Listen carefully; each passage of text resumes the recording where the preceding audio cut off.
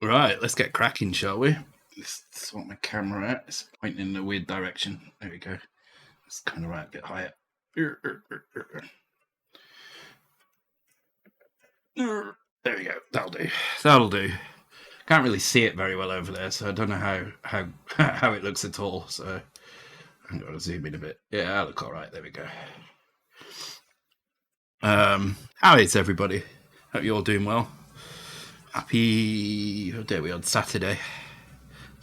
Working Rotund Vision. Thanks for that, Cosmin. Oh, Rotund Vision. Oh, that makes me sad. All right. Oh, I haven't set what I'm drinking tonight. Let me do that quickly. I've got my Twitter screen on there. Let's go on Streamlabs. Because I'm drinking the rest of my vodka. It's going to be the last vodka from Russia that I drink. I'm never going to get Russian vodka again until... What the hell's going on with this page? Until things change there, I shall be drinking Finnish vodka probably from now on.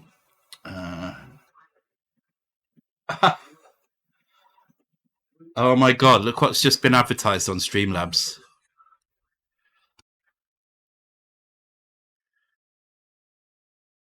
I mean, come on.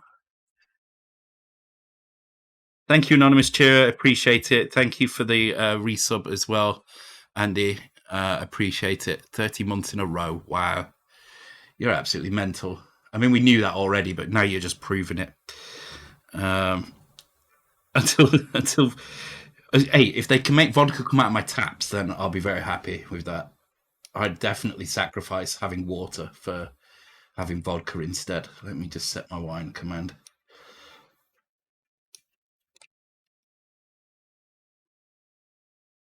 Raspberry lemonade. So I was going to get more cider tonight, but I've had a banging headache all day. So I know vodka is probably not the best solution to a banging headache, but it's the solution. I'm going with over drinking cider. So just going to take my time with the rest of this vodka. Just get this gone, and just be careful because I do in my head. I woke up at 4 o'clock this morning. With a headache I've never had before. It was horrible. Save your vodka. Sorry, I'll get Finnish vodka. I like Finlandia, so I'll drink that from now on. It's fine by me.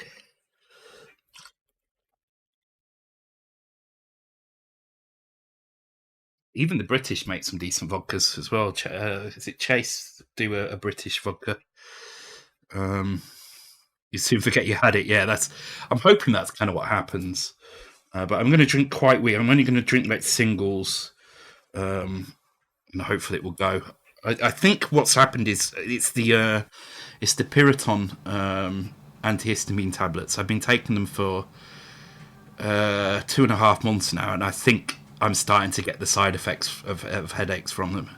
I've been feeling really bad in the morning on them, and I think yesterday I got up and I had a headache, and it was just a kind of mild headache, and it just got progressively worse through the day. And then last night I woke up and it was terrible. So I've not had any antihistamines today, so I may be itching a little bit more than normal, but it's not been too bad today. So I'm hoping that I can kind of stop taking them. I don't know how you managed to drink that amount. Quite easy. Yesterday I got up and has a wee. At 4 a.m, no doubt, Andy.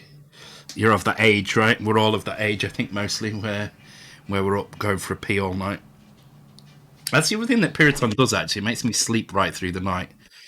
It worries me a little bit that one night I'm not going to wake up to go for the pee that I need to have, and it will result in disaster. So, I was just about to say these new Wordle up there. It's been changed to be up there.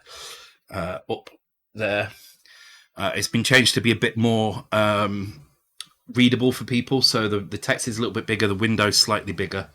It's only got 5 rounds instead of 6.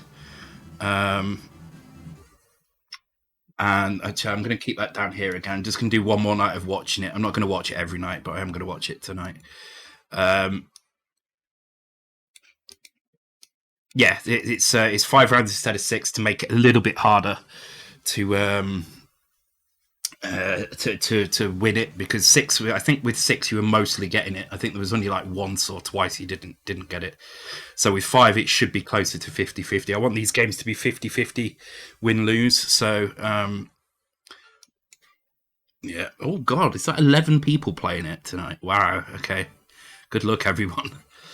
It's assuming everybody gets a go as well. So with 11 people, you might not all get a go, right? So there's only 5. But again, if you don't have a clue, don't rush and put an answer in. Just pass to the next person, because it's better to work together than it is to kind of just have a go. You'll also notice as well that on the title next to Wordle, there's a timer. You've got a 15-minute timer. But it is completely random who gets picked. So, and the colours have been changed as well. So I've outlined the text to make it stand out a little bit better on smaller devices and devices that might not have a clear, like a low resolution devices or low resolution stream rates, and added green and blue instead of green and yellow for the color blind, for the folks that are colorblind. Yeah, the blue is basically doing what yellow was doing before. So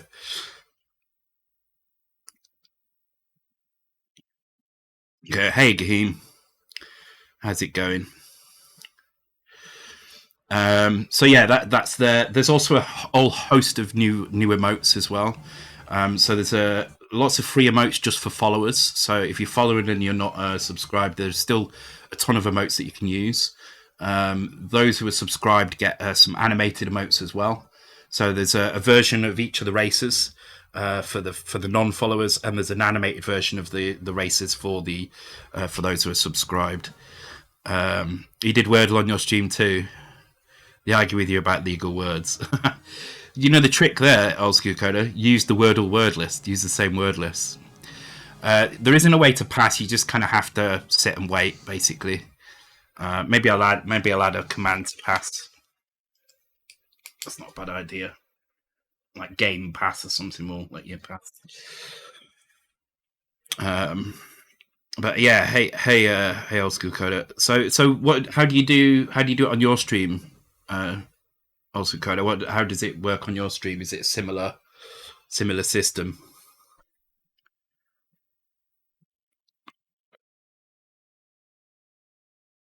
Missed your stream this week. Lots of extra work on this week. Nah, don't worry. Plenty of videos you can catch up on if you so feel like it. You have an interface similar to Mastermind. I don't know what that means. You mean the old board game sort of thing?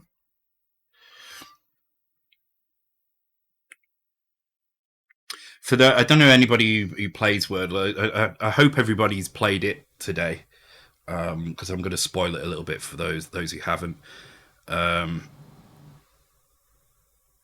But yeah, I lost today, so I was kind of a little bit frustrated by that, along with pretty much everybody else, I think.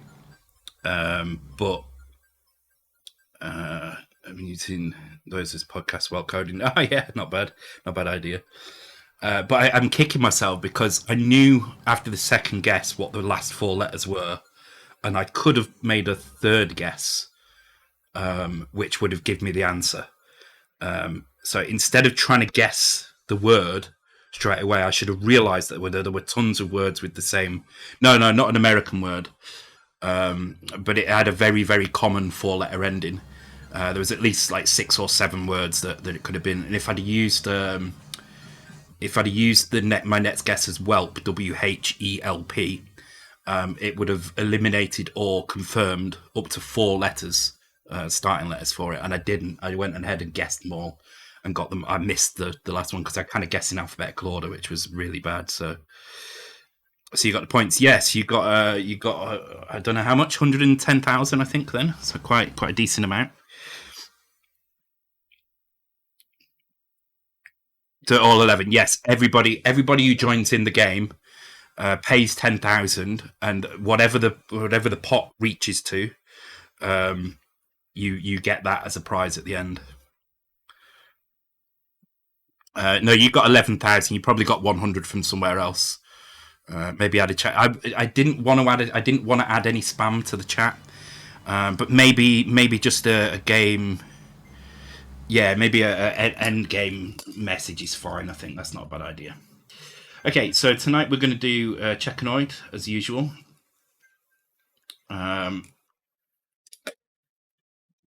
We've been making some decent progress on this, so we'll just carry on from where we left off.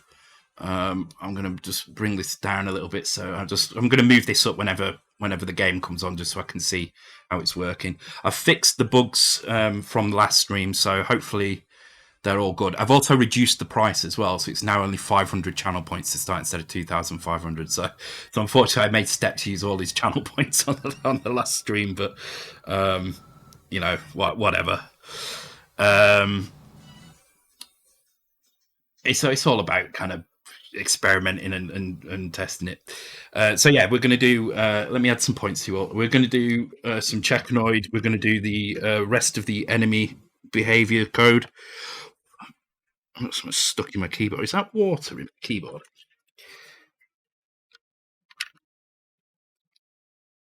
I don't know what it is, but let's see what I'm typing now. I really need to make this. Yeah, there we go. I really need to make that a button. So as I say, next. Next stream we'll be doing games. I'm going to pick a random game from the shelf back there. I'm going to play that. I finished setting up all the consoles, so I can play every game from that shelf now on the TV through the stream without having to plug any console in. All I have to do is get up and go and press a few buttons on the TV unit over there to switch to the right HDMI and composite channels. Maybe turn the OSSC on. Depends what game it is. Quiz. Yeah, quiz is going to start in a second. Hang on. Where is my quiz? Okay, trust the itching to start now. That's fucking typical, that is. There we go.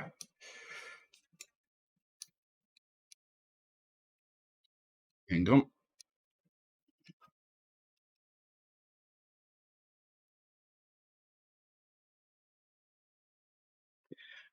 There's also a few new requests, a few new kind of API requests. Tell me a cat fact. There's a few new ones in there. So tell you something to do if you're bored, which is just the most useless thing in the world, but it's sometimes it throws up some funny things. Tell me a useless random fact, and tell me something Kanye said as well.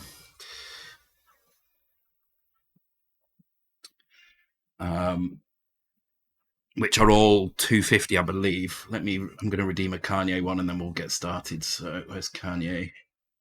I think it's that one. I can barely see it from here.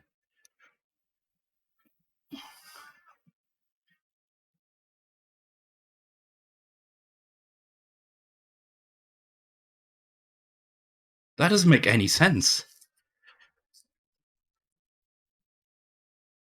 He's had Biden quotes to inspire everybody.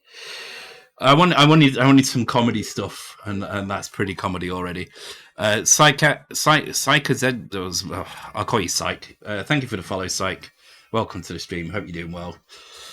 We're just about to get started on some code, so your Nexus is broken. In what way? What have you done, Proton?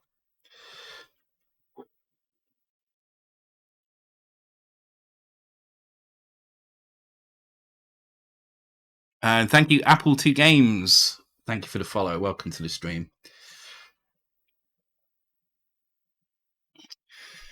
Okay, so on the last stream, we were in the middle of setting up the hit points counter for the enemies, and we just started to work on having an indirect reference for the hit point counters. So the hit points are actually stored in here, I believe. Let me get rid of some of these. We'll turn these back on as we need them. For now, I'll just turn them all off. The ones I don't need, definitely don't need.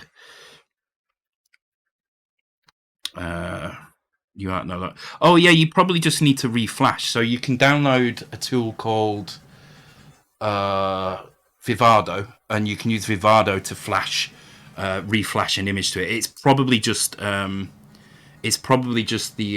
image is failed for some reason. But if you haven't tried that, that's definitely the first step. Try reflashing with Vivado. When I supply it just on an SD card. So it's just because it's easier for me to do it that way. But yeah, just if you just flash it with that, then usually that fixes like 99.9% of problems. In fact, I've not heard of anybody having a broken board after doing that. So I genuinely do have a broken board, but it's not broken because something's not working software wise. It's broken because the switch is faulty on it. So it's the only board I didn't give away last year. So I need to fix that. So entire interface vanishes. Yeah, but have you tried flashing it with Vivado? Vivado, you flash it. You're not even turning it on. You're just connecting to it through JTAG, and reflashing the chip without the SD card. It's just all done through JTAG. Anyway, it's one for the Mega 65 channel, I guess, or another time. Not for now. So we'll work. Well, I'm sure we'll get that working for you again. Anyway. I was right, 10 AMK points. Not for helping others. You got to help me. That doesn't help me. Okay, right. So these are our enemy hit points for this screen. We'll probably make these constants actually if those enemies are on more than one screen. So if we get to another screen and those enemies are on there again, we'll make these a constant somewhere. So we can, in fact, we will make them a constant so we can just change them. So I don't know what we'll call these enemies. They don't even really have a name now. We'll call them Pokeball. And we'll do it like that. And then what I'll do is I'll put this in the constants file. And then if we want to go and change the hit points of any enemy, they're all in the same place. Then we're not having to root around in lots of different files to find out where they are. Even though we'll know what file to look in, it makes sense to just have them all listed in one place down here. So we'll put them in the enemy section. Like that, and then we can use that value then in the thing. Pokeball. That's what they are, aren't they? They're Pokeballs. That's the only thing, and I don't even like Pokemon or watch it or know very much about it. But when I look at it, I immediately think Pokeball. That's what they're called, aren't they? Pokeballs. It looks like it's dead. Oh, that's not good. Well, if you need, oh, mind you, I need to figure out if you need to send it back or anything, Proton. Let me know because we can. I can forward you the invoice for it, so it could be sent back if you need to. I just have to work out which one was yours. It shouldn't be too hard to figure out, but because you won. This was in the October stream, wasn't it? The October Dual Sid channel challenge. So it would be an invoice from round about October, I think. So if you do need it, let me know. Just send me a message on Discord if you do need it, and I'll forward it to you. Serial number, yeah. I don't know if it has a serial number on the. Well, we can check anyway, but I'll be able to match it to the invoice. I'm pretty sure because I was kind of buying them one at a time by that point. So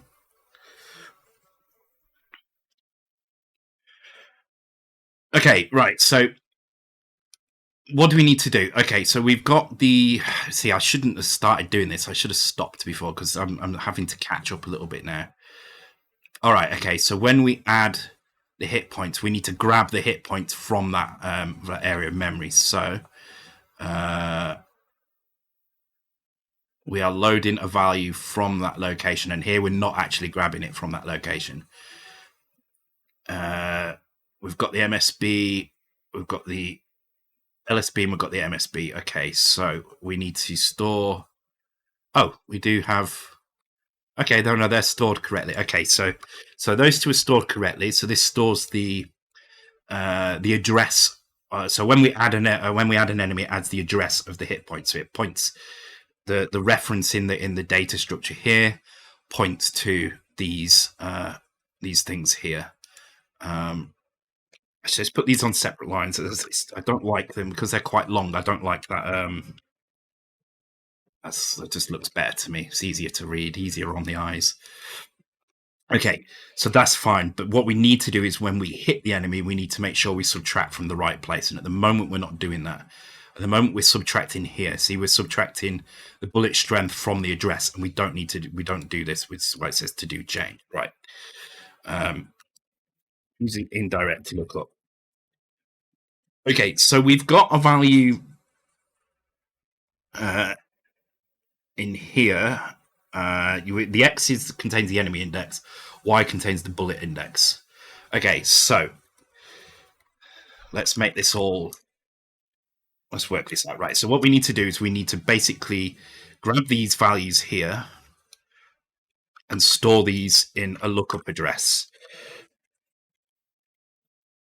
So we'll use a self mod here. It's quite easy to do. So call it HP fetch plus 0, HP fetch plus 1.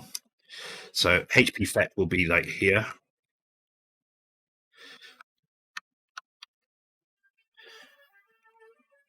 So that's going to grab the value in the accumulator at this point. And then we're going to subtract this value from it. And then we're going to do, we're going to store that at, it needs to be, I don't want to use, because if I use 0 page, I have to push this. But we do need to put it back there as well. Do you know what? It's fine. We're not going to be hitting enemies that often. So I'm just going to do HP fetch 1 and 2. It's a little bit awkward, but it's only an extra couple of cycles. 2 bytes and 8 cycles. 4 bytes and 8 cycles. That's fine. I can cope with that. I should probably talk about how to memorize or how I've memorized what I can of the cycle counts as well. But I'm not going to do that now. But that's probably a task for another day, actually. So you can quickly look at something and kind of count the cycles. It's actually very simple. There's a kind of it's all to do with the addressing modes, basically. Resmac, thank you for the follow. Welcome to the stream. Hope you're doing well. Enjoy the new emotes. Followers do get new emotes now, so you can. I'll show you which ones the followers get. Actually, they get.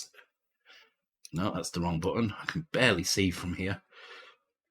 Let's have a look. Where's my stream? Where's my icons? Right. So, followers get that one. No, they don't. I can't see from here. Damn it. Oh, I can do it here. Kind of. Okay. Followers get. Oh, I can't see it on my phone either for some reason. Well, there should be a Doc, a Mayhem, a Turrican, and a Bub that you can use. So, when will I give you that MGM gift to properly crop it? I would have to dig it out from somewhere. It's uploaded to Muxi. I will make a note. I'll write MGM on my thing, and then when I get to it, I'll probably just send you it.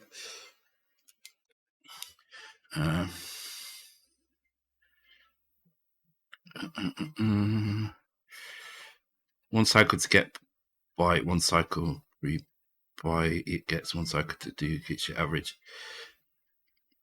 Yeah, so the animated ones there that Andy's posted, they're the new animated sub emotes. There's also an IK plus one as well. The Dizzy emote is a bit reward, so those who cheer get there's a few tiers of character that you can get. I think Dizzy, Iridium, the Bub from Rainbow Islands, Clyde from Creatures. Hang on, I can show you those, definitely. I can find it. God, it's so hard to see from over here. Yeah, so that... Oh my god, it closes. Damn it, that's annoying. And then closes and then resets back to the top again. So I have to scroll down. That's really frustrating.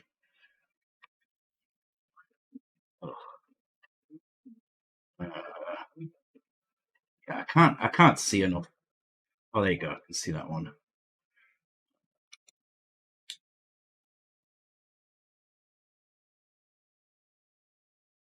That's not it. Thank you very much for the bits, Andy. Appreciate it. I can't see enough. Sorry, my screen's way too small over here. I can see that one. There you go. It's those. There's a bub from Rainbow Islands, and there's also it's one more as well. I can't remember who it is. Oh, it's Sam from Sam's Journey. He's in there as well. Yeah. Anyway, right. So, so we're loading the hit points in, subtracting it, and storing it back here again. The only thing I would like to do is if it's positive, I'm going to jump to here. Otherwise, I'm going to load accumulate with 0. This is just going to ensure that hit point stays at 0, doesn't go lower than it, just in case we need to do some other checks later.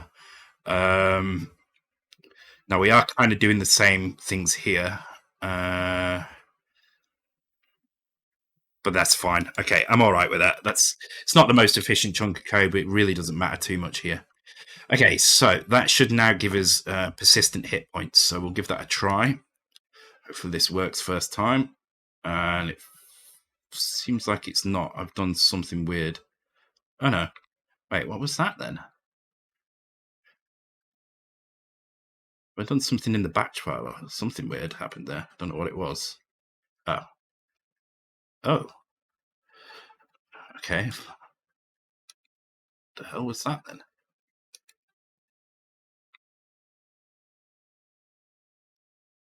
Did I delete something there and not notice? What's the to longer update? And then I didn't write a comment after this. Brilliant. Oh, I think that was the hit points. Yeah, so I was setting hit points there, but there's no point in doing that anymore because we set it here anyway. So okay, that should be fine. I don't know what that is. I must have a weird. Oh yeah, there we go. It's also.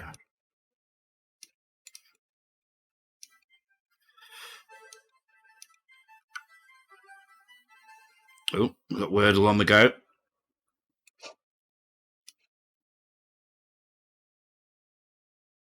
Keep that there so I can see what's going on.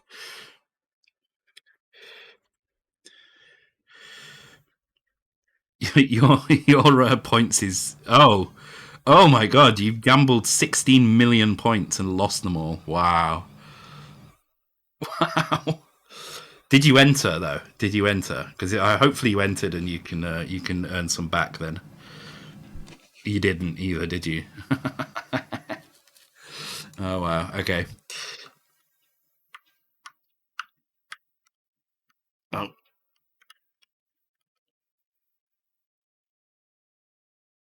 Okay, it hasn't been removed from the screen though now. Why is it not being removed from the screen? So we definitely set it up to remove from the screen.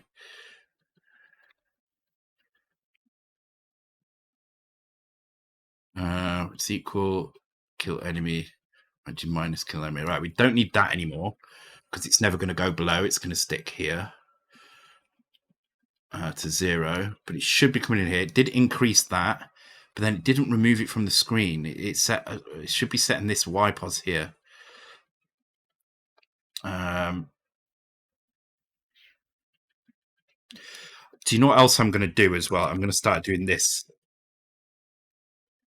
Whenever I set something that's a return flag, I'm going to mark it like this so it's obvious when I look back. What a waste of a turn, but it was definitely worth it.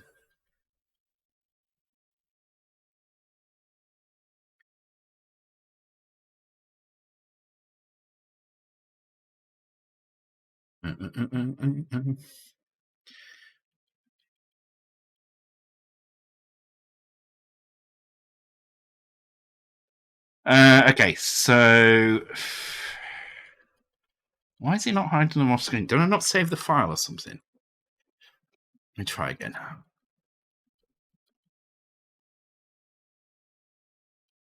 It's definitely doing this. Oh, it's going to build. It's just going to go like that.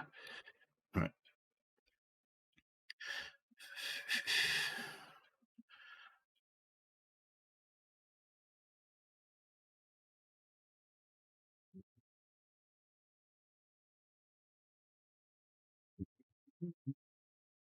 Did not build it. Oh, God damn it. All right.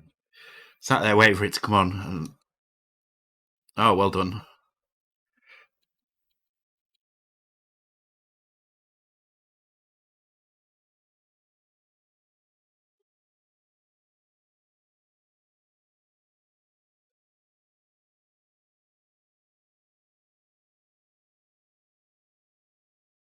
Right. Why did it not go off the screen? Let's get to here. It's not moving off screen. I don't know why. But if I move off and come back, it should remain. It should be gone. It's not. Okay.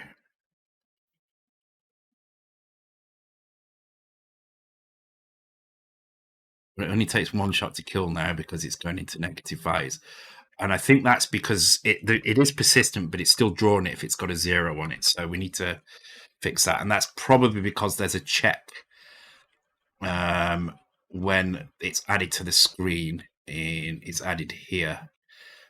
We did a check to see if the value at this location was 0, and if so, don't add anything. But we're not doing that anymore. So what we should do here is do another HP fetch.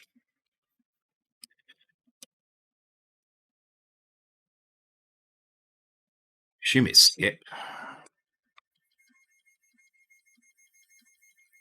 Oh no, we don't even need to do that, do we? If it's not equal to 0, we jump ahead. Otherwise, we return. We don't do anything. We just return from this function that is not added that particular. But then, as well, in this case, that means that this.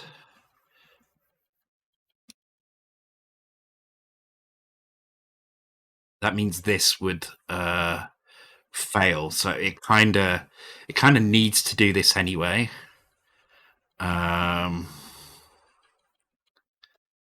Or we have to write. No, see, that's not going to work either.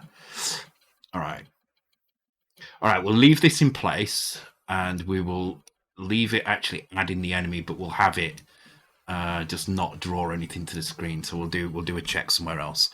So let's do that first before we fix why it's not being removed from the screen. Oh, it's the reason is. Oh no, because it's YPOS is. No. Hang on. Get the vodka in me. It's actually going down quite well. This.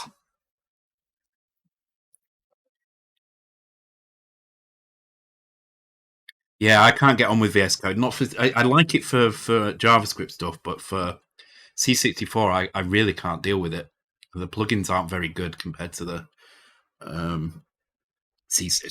Sublime one. While the Sublime one's a little bit more kind of in depth, you have to kind of go into settings files and change them and stuff. It just feels so much better to me, anyway. I know some people get on quite well with the Visual Studio Code version, but it's just not for me.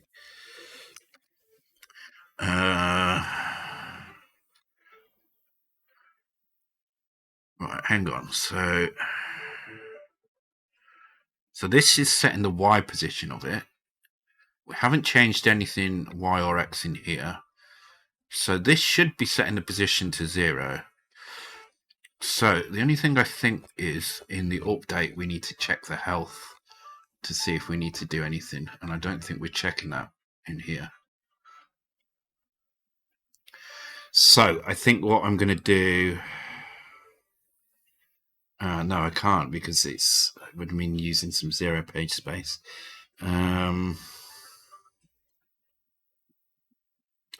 See, we need to avoid this. But we need to avoid this if one of these values hits 0. So maybe. I know.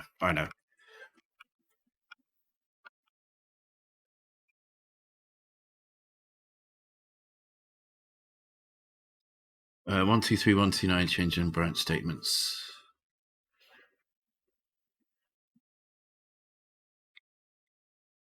This one, you mean? I can't because this is too long. That's why they're like that. It's because I've inverted the branch statements. Yeah, but good eye. It's good that you keep an eye on it. Okay, so what we're going to do is we are going to continue to add, even if it's got 0. But what we will do is we will store that in the MSB as well at the same time. So now, if an enemy has 0 hit points, it will also have an hit point MSB of 0. So that means in the update we can then check that really quickly. We can say.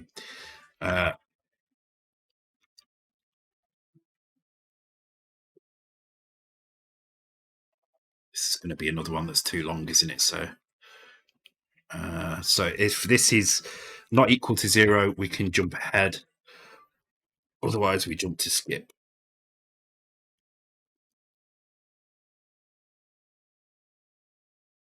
We can do that also in. Actually, we don't need to do it there, but we do need to store a value in there. So we're just using that hit point MSB as a marker to say this enemy no longer has hit points. And we can use it in this case because it's to do it here. Because we no longer need the direct reference anymore, so we can safely use this area here to do it. Sounds like foreign language. I mean, it's a language. Line up the labels. Which labels? You mean these? That belongs to that block there. That belongs to that block there. That belongs to that block there. I mean, you could argue that it goes there, but I don't like that. See if that's driving you mad. Tough. I guess I'll tell you what we'll do. I'll do this instead.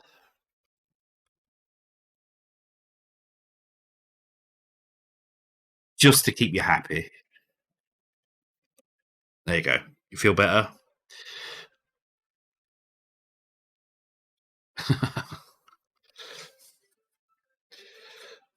it kind of breaks my rule about these try and keep these in groups basically, but it's fine. I'll keep it. So used to modern programming language. Well, this is a modern assembler for a very old programming language. So it has things like this in. So this is not something you would have ever seen on the 6502, and probably not seen in many of the assemblers that they had as well. And this is more like JavaScript, C, Java, whatever.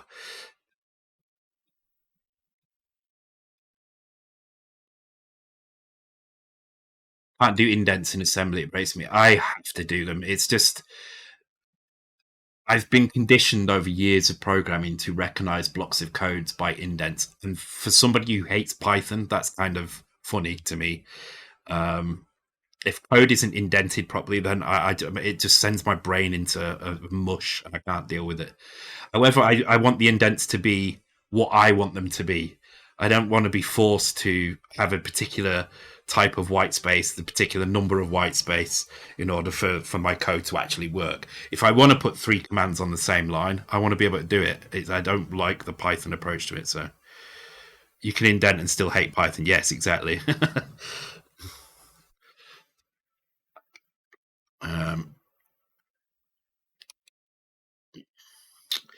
Anyone here have thick thighs and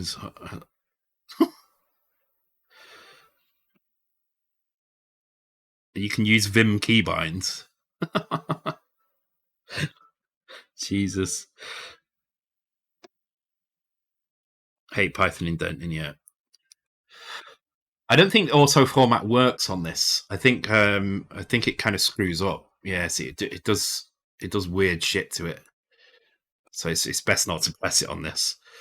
Yeah, there has been a lot of spam lately. I've been trying some different tags out as well when I advertise on Twitch and stuff, and like there's sometimes For instance, the Cecconoid video I posted got quite a lot of attention. It had quite a large reach. So it I think that kind of attracted more attention for people who might not normally come to this stream. So you might be seeing some kind of more new people than we would do normally. So anyway, that's done that. Let's see if that's worked. So hopefully that should, at the very least, prevent them from updating, and certainly mean when you move off the screen back on, it will be gone.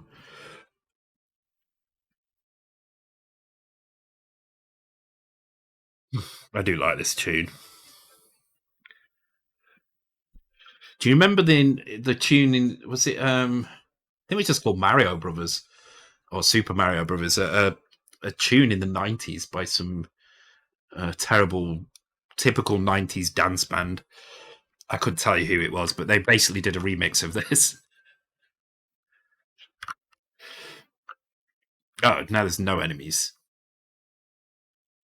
I couldn't tell you who it was. I'm sure somebody can look it up and find out who it was. Okay, so at this point we haven't stored it, so we do need to store it. Okay, so that's why.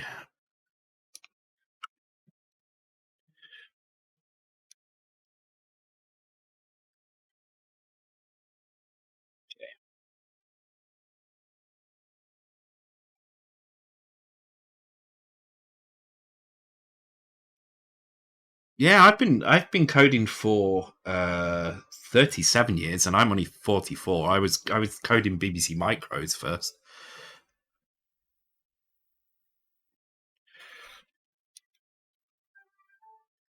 I got really into a book on BBC Micros when I was about 7. I thought it was the best thing ever, and the school had a BBC Micro, so I was like, well, I know what I need to do. Then I need to learn to program properly. Okay, it's not updating, is it? Why is it not updating? That's fucking annoying.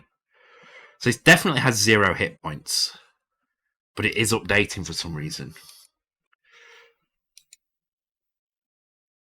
Okay, let's do a border increase here, so we can see if the border increases when we enter the screen to see if it's been added. So if an enemy's added that has 0 hit points, we'll see the border increment. My first computer that I owned was a Spectrum, a Spectrum 128K plus 2, I think it was. But the first computer I programmed was a BBC Micro. Then it was a Spectrum 48K. My mate had a Spectrum 48K, so I used to go around to his house and we used to write games on that in BASIC. Yeah, it's not updating though. If I come off the screen and come back, it's still the same. So next step is to have a look at those hit points in memory and see what they're actually being reduced to.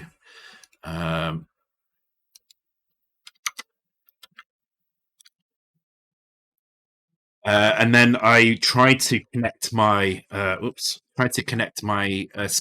set to my Spectrum through the serial port, and I didn't know enough about electronics when I was like 8 years old, so I ended up blowing the Spectrum up, and my mother sent it back to the shop, and they obviously looked at it and went, well, no, he's blown this up. He's plugged something stupid into it. And wouldn't give it. But my mother never told me that. She said, oh, they're just taking their time. And I think what she did was saved up and got me a different computer. And I think at the time, Commodore 64s were a bit cheaper. So she ended up getting me a Commodore 64. And I haven't looked back since. I was about 8 or 9 when I got a Commodore 64. Yeah, probably 9, I think. I think it was 8 when I blew it up, and then it was like 9. It was just after my birthday, I think, when I was 9.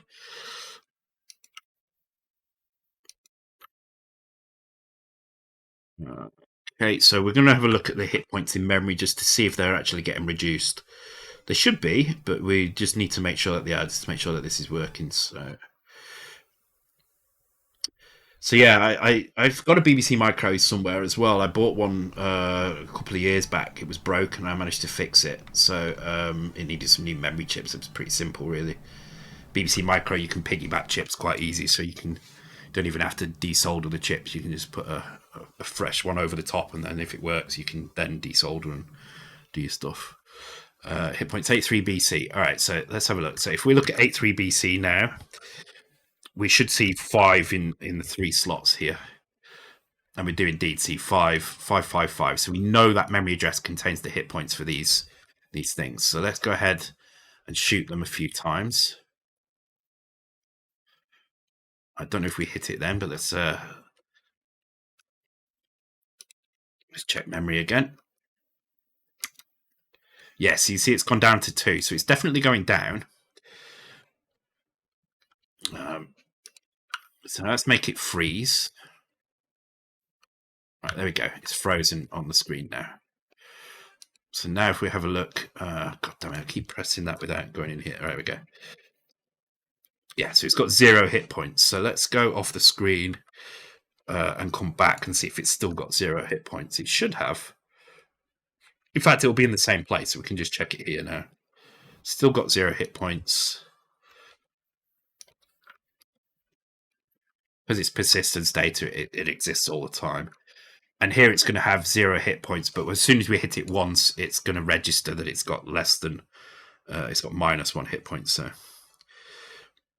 if you guys ever use punch cards, sort of, not kind of when it was around, but I part of kind of the stuff we were doing at school with, which actually was in history, not in computing. We were looking at the kind of the modernization of kind of computers and stuff. And we did mess around with not an actual punch card system, but similar kind of like a homemade sort of like a custom made thing. It was just like rods that you would push through cards. We used the what they called index cards for when you didn't used to have all your phone numbers in your phone. You had the little box on your desk with all the cards, and we used to make games out of those using kind of punch card like systems. So it's kind of interesting.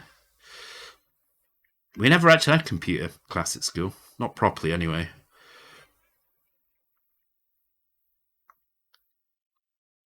I wouldn't say I didn't really use them. It was more like we learnt about them. And Rolodex, that's the word. Rolodex, that's the one. Okay, so something is not right because we've got 0 hit points, but it's still drawing this one on the screen. So let's go through the setup for this and see why that might be. So it gets to here, and it should be. So it does increment. No, it doesn't actually do this.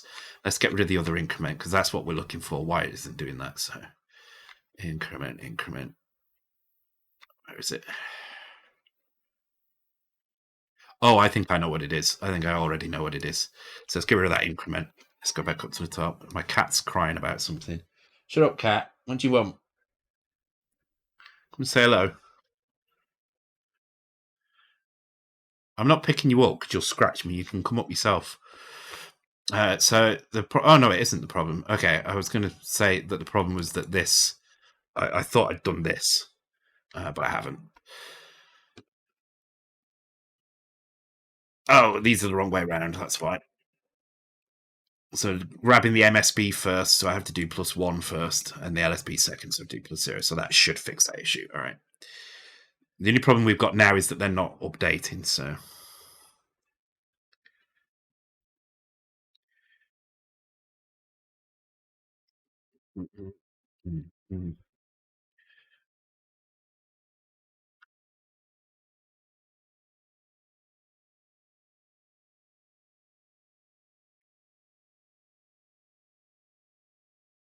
Okay.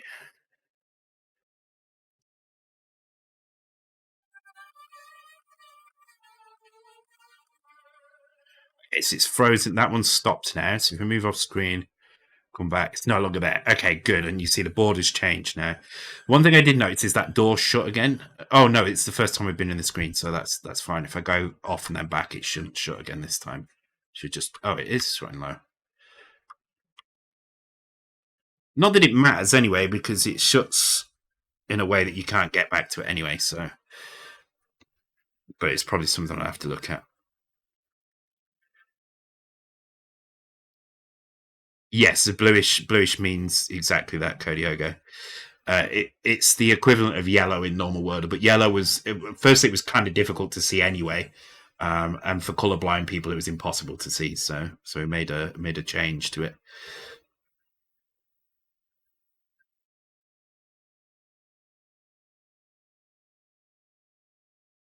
Bear in mind as well, this is using the Wordle list, right? So it is going to have American words in as well. So just be aware of that.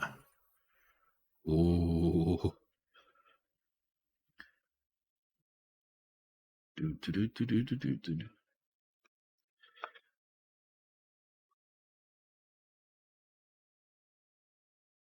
Selected this. This is a good tune. This has got to be is that Thalamus again? Can't see if he's picked it. I can't see.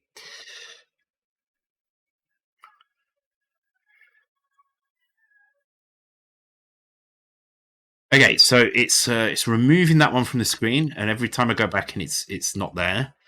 But the problem is,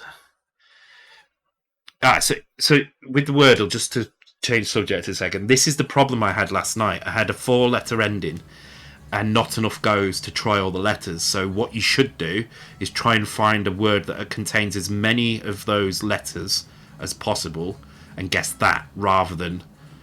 So you've got what, C, L, and W. So try and think of a word that uses C, L, and W. Ignore the other letters. Type that in, and then it will confirm if it's one of those. So now you've only got C or L. So you've kind of wasted a go there now, because if it's one. If it's C and you guess L, yeah. So you guess. See what I mean? Yeah. So what you should have done was you should have used that go instead of typing water. You should have added a word that had the letters C, L, and W in it, and ignore the rest. So you could have done like I don't know. I'm trying to think of something that would have worked. But then that means you can confirm which letter it is. Clause. There you go. Yeah. So you could have done clause, and that would have confirmed one of those letters as well. That is a technique I should have done last night on the real Wordle, and unfortunately I missed. I lost my streak because of it, and so did everybody else. Loads of people lost their streak. And I think if you just think about it, once you get to that position where it can be loads of different things, waste a go just trying to get as many of the letters ruled out or not as possible. Okay, cool. Right, so we need to make sure that it gets removed when we hit it the first time, because it's not being removed at the moment, and I'm not sure why. So it's working up to this point now. It's properly being killed, and the persistence data is being killed. So let's go and have a look. Good tip. That's why you coding. Yeah, you lost your streak. Yeah, it's just one of those things. I thought about it afterwards. I thought, oh god, I'm so stupid. I could have got it in 3 essentially, if I did, because I knew on the second go that it ended. Sorry, I could have got it in 4, and instead I didn't get it in 6. Yeah, I played it every day, so 5 letter word centric. Yeah, well, it's just once the novelty wears off, we'll be onto something else. Right, okay. So this is the problem here. We don't seem to be resetting this value properly. This should be stopping the enemy updating as well, but it's not doing. Sprite index. Actually, we don't need to do that anymore. Hang on.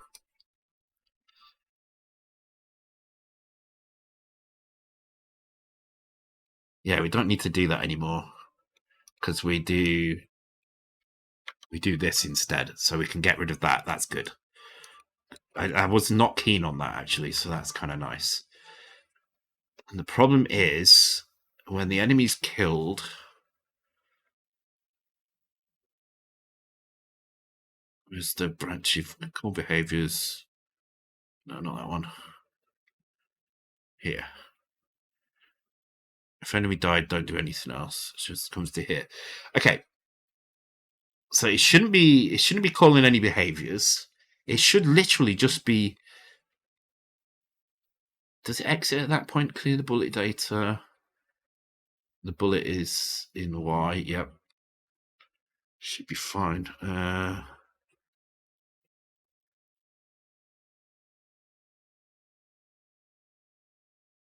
My greatest award is what I'm about to do. Oh my god.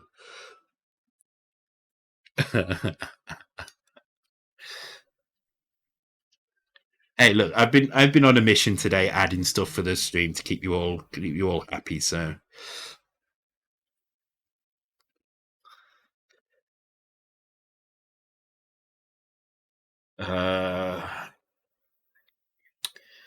I don't get why this isn't working. This really should be removing the enemy from the screen, and it's not doing. Why pods is so if the hit points is on that hit point MSB is set to 0, right? So that means. Oh, do we need to clear the multiplexed version? Is it because yes, that's what it is, isn't it? It's because we're setting the value of the YPOS, but then it's never being set on the multiplexer. Okay, I got it. This code is being reached. I know what's happening. It's a multiplexer and data disconnect. So the problem is we should actually be setting these values before we do this. The reason being is because if we don't update the X position and the Y position, then we can't apply any of the off-screen stuff that we've done.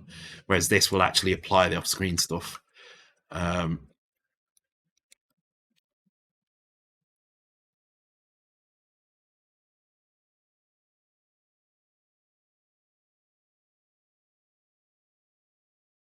Yeah, so that's what it is. Cool. Right. So we can do 3 LDAs in a row, 318 to 329. Let me just check what that is.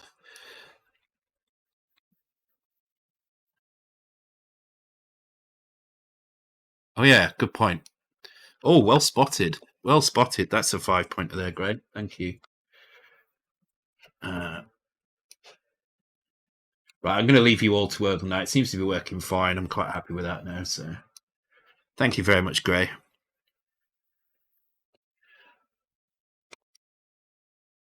That would have been causing problems as well. Well, not actually, because it would have still been set to. Oh no, it would have been causing problems. But that would. Oh, actually, now I'm not sure whether this was necessary or not. I'm gonna. I think that should be there anyway. But let's just put it there. I just want to see if that fixes it because I think you might be right.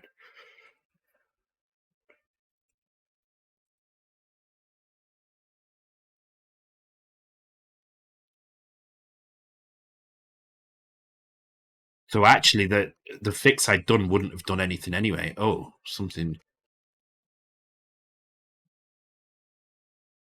The hell? Something weird. Can I make the editor full screen now? Yeah. That was weird. That something felt really weird then on that screen. I don't know what it was.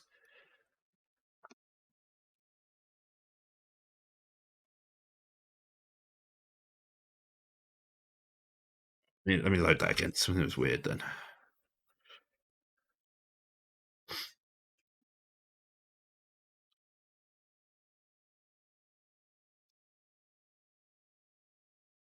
Remember, you've got this as well.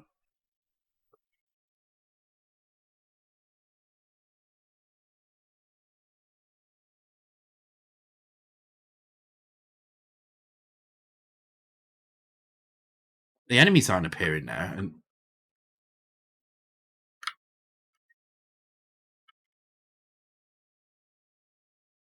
it feels off.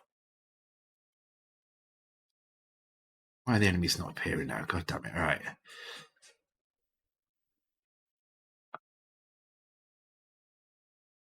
It's not equal to 0. Jump to here. If it is equal to 0, we set the value in HP MSB to 0. Then in the update, if it's equal to 0, we jump to skip, which means we don't do any of this. Oh, we still need to skip it in here as well. We were skipping core behaviors. Call behaviors is called in here, which is part of this routine. Okay.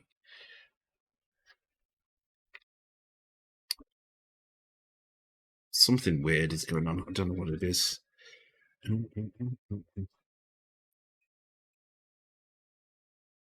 I wish the nut punch one was a bit bigger, but it's not, unfortunately. It's kind of hard to get it into a square and fit it in an emote. So it comes down to skip, which means it doesn't do call behaviors and it doesn't do this. So then that makes no sense.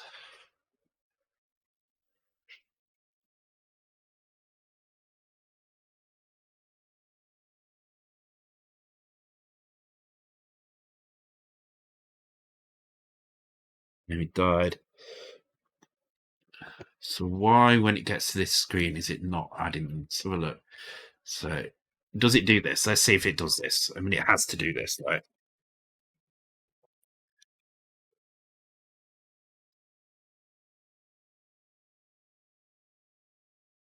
Another bump cut. It's going to last me a while, this vlog, because I'm only doing very small pieces.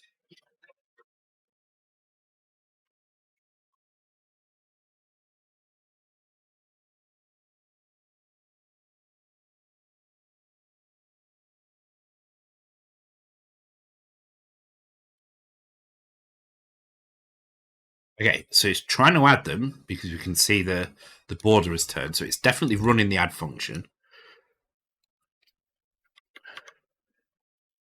And then it is storing the addresses for these in these locations. And then is it doing this? Does it think all of those are 0?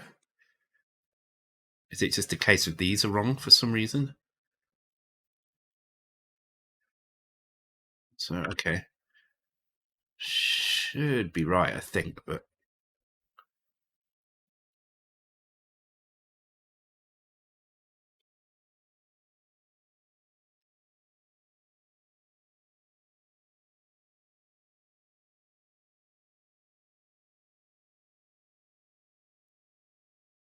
no. So why is, if it's not doing that, then why is it not displaying anything?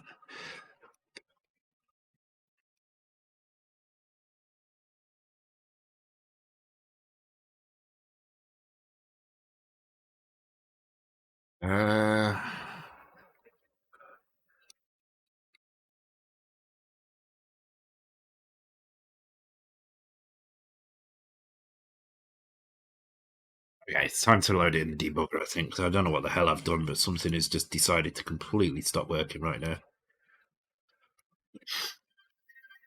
So I want to see what's going on. Are the sprites there? Are they just like the wrong sprite pointer or something? Oh, they're all at the top up here, look. So they're there, but they're at 0. It's like they're not running the update function. So let's check the update.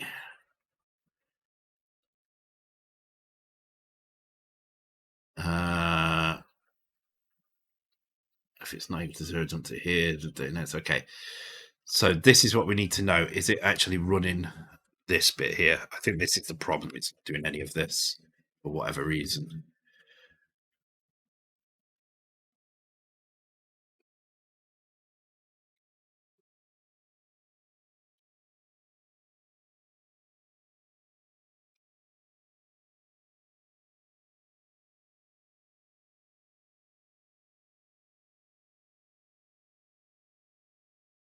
It's not running.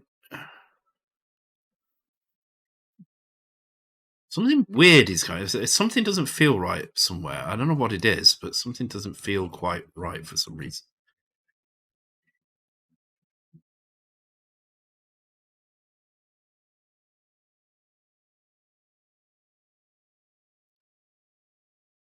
So I set all the consoles up today as well. So every console is. Oh, I said that before. Then every console's working because on Tuesday we're going to do that the random play from the games behind. Yeah, it's not running that update. Why is it not running that update? Okay. Well, that's interesting. That means something here is failing. So let's just have a look at memory locations and then go and check that area in memory. Was it 83, whatever it was? 83 BC. Do all this. It's easier to see. God damn it! I wanted to get onto the other screen tonight, and I feel like I'm going to be stuck on this for too long now. Yeah, 555. So the hit points are set. So the hit points are correct. So there's no failure there, but for some reason these are over here. It's like it's not setting any of these values here. Well, it isn't because it's skipping this, right? So is it even doing... Is it even do... Oh, wait, you've got an exit and a skip. What's the skip do? Skip does this, and exit does this. All right. We've got this here. What's that one about? Oh, that's for this. All right.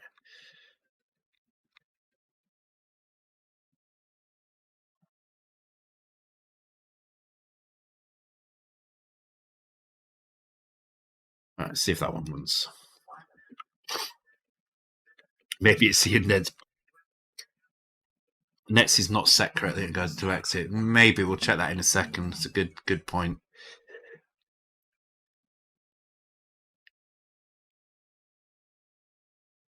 Yeah, it must be because this is not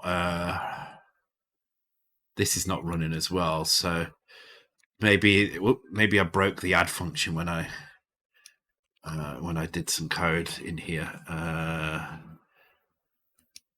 Load Y with data next, right? So we grab the next value, we update all these things here, set all these values, and we get the Y value. Inc data next. It should be incrementing unless we're returning from this for some reason. Thank you for the bits, Andy. Thank you for the bits, Anonymous Cheer. Appreciate it as ever. Cheers. Well, I think I made that one a bit stronger. Oh, Amiga games. Go, go, go. I don't know what that is. Someone will get it, I'm sure.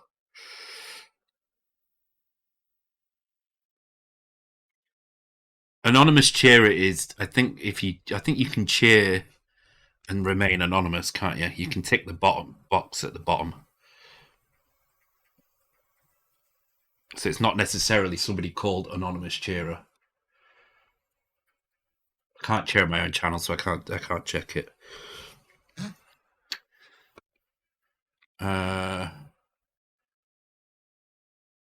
Yeah, let's change the border color to whatever the next value is. So something has happened because it was working fine, and then I made one small change, which I've now got to the point where I've kind of forgot where I'm at. So before we do this, I'm just going to grab that value first. Thank you again, Anonymous Cheerer, for the bit. Appreciate it. Next has to be wrong. Yeah, it does, doesn't it? That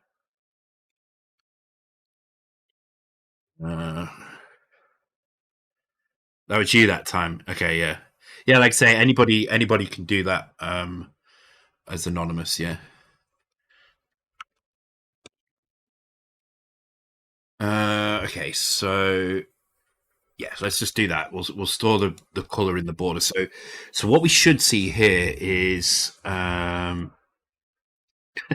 that's kind of funny. That's kind of funny.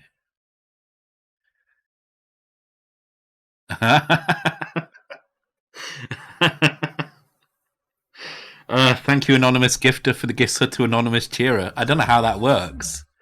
And thank you, 6502 Kebab, as well, for the resub. Appreciate it. Wow, 15 months, yeah.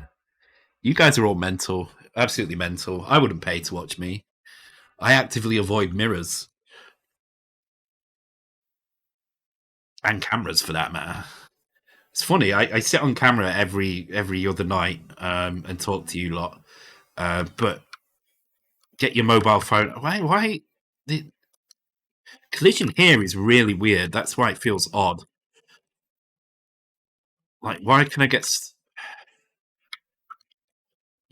There's something weird about this screen. I can't put my finger on it, but look, I'm trying to pull right now and I get stuck. Stuck.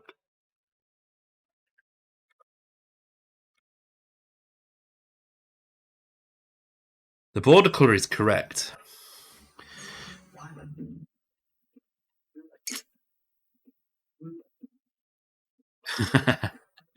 They pay to hear me talk, not crap, not listen to you. Fair enough, that makes sense. But it is funny because I don't, if somebody's taking a picture, I don't really like to be on a mobile camera that much. But yeah, look, I'm moving in one direction, but it's pausing.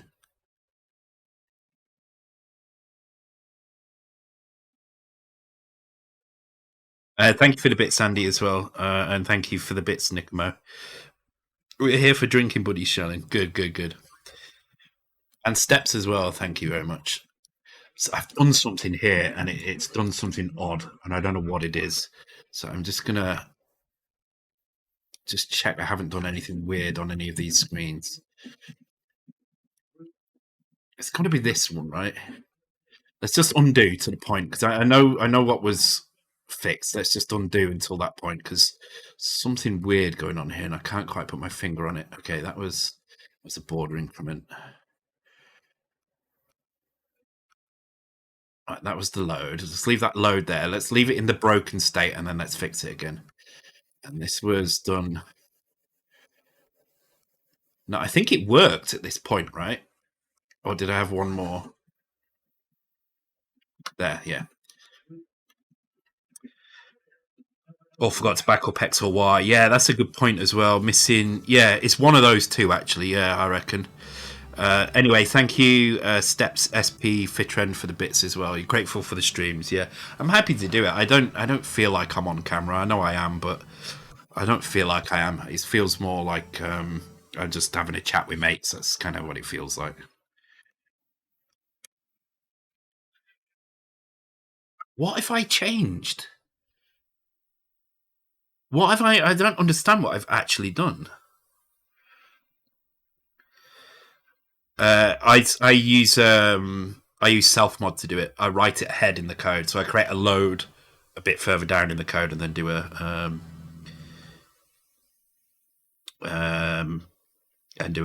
so I store it in a location just ahead in the code, and then load it. I'm doing that more and more at the moment. So if you ever see rest X, rest Y, or rest A, that's what I'm doing. No, that's the thing. It's building fine. Something really weird going on, and I don't know what it is, but whatever it is, it's stopping the enemies displaying, and it's doing this. It's like it's a behavior code because it's fine on this screen, and then I come in this screen. See what it's doing? It's just really weird. Thank you, Pro7, for the bits. Oh, Hype Train as well. That'll be why then. Cheers, everyone. Thank you for all the bits and everything. You're helping an old man. No, they're not. That's the thing. That's what I'm saying. There's something really odd going on. I don't know what it is that I've done, but something weird is happening. So I'm just going to keep on doing until I get to the point. See, I think it was working at this point as well. So I can only imagine I've done something in another file somewhere in one of these open files. It could be overwriting the behaviors, I guess. Right,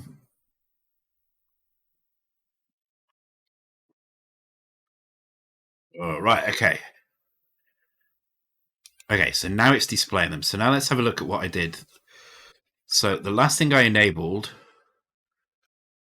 was this. This is checking the sprite index to make sure it's positive. But we shouldn't need to do that because the hit points is already doing that. So just, again, just remove that. Just comment it this time. Because if this is the case, it's not all right. Fine, I know how to fix it, but what I don't like is why that's the case. That's not good. That's not good enough. Just fixing something with a workaround isn't good enough for me. Yeah, it's doing it again. Look. Why is it doing it again? So let's have a look. Why might it be doing that? So the update comes in, it cycles through all the sprites, and it's the first thing it does is compare the current sprite number, which starts off at 0, to the maximum number. So that if it's reached this number, it's finished at that point. We have to check this first because there may be no enemies on the screen at this point. It's kind of probably unnecessary because you're only going to really call enemies update if there are enemies on the screen. But is it the correct data? I'll have a look in a second.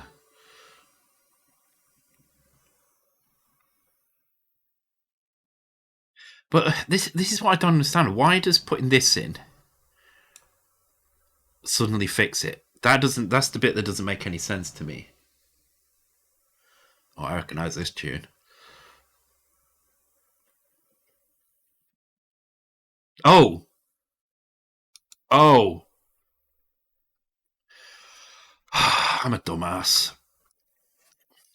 We need this. Notice how this is an X and not an accumulator. We need this to load the sprite index in so that these work. Otherwise, these won't work. And if these don't work, that means nothing in here is going to work. Which means when you get down to call behaviors, and it comes in here, it's going to be calling strange things in memory. Hence, we get the pauses and stuff. Was anybody close to that? I guess you were close. I guess you were close, Nicomo. I'll give you 5 for that because it was actually the data was incorrect. So yeah, I guess, but don't type boobs. Okay, so that was correct, but we just need to get rid of this bit here, basically. There we go. Right, so let's go and fix the other things now. So we had. I need to take a break in a minute and go and get another paracetamol. My head's pounding. The alcohol's not helping. So I'll just fix this and then we'll do it. Okay, so there was the 3 loads that we can change to that. This can be removed. I think that was it, wasn't it? There wasn't anything else to do in here. Wasn't the update is already doing that check. I think that's it. Let me check that now.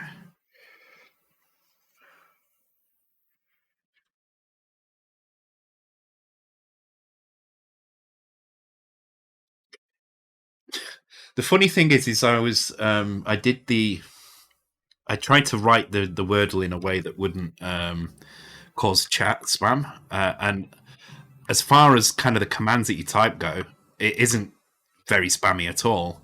Problem is you having to discuss it, so the chat gets spammed with you all discussing it. But it does get you chatting rather than typing commands, so that's better, I guess.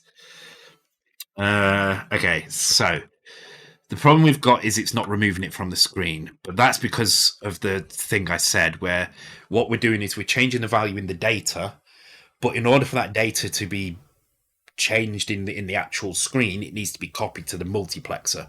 If the update looks at the hit points and says there's no hit points, so don't do any update, it's never going to copy those values. So we need to make sure we copy the values first and then do the hit point check, which is why I moved this down to here.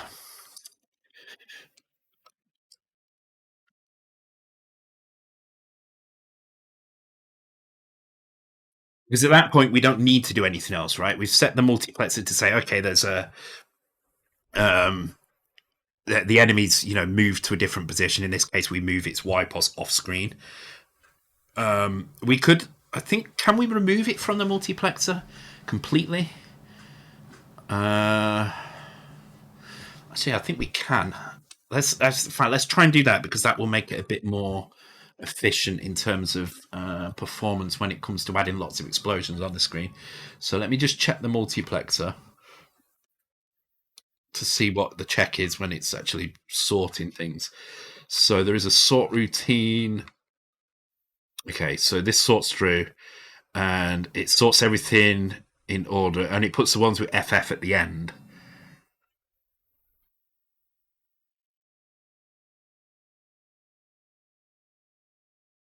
Would that be enough to do that? Would that remove it though? I don't think that would remove it from the multiplexer list. I think that's the problem. Because this is where it does the other checks. So this is where it's working out the raster lines. So it takes the YPOS but there's no check for specific numbers in here. It's just checking. Oh, XMSB. Oh, it's compared to 0. I'm looking for branches in here. Branch if equals in here that might be doing that check, but there are none in here either. So there doesn't seem to be anything directly in the multi. So in other words, if you've got a list of multiplex sprites, you can't just remove one from the middle. It doesn't seem to work like that.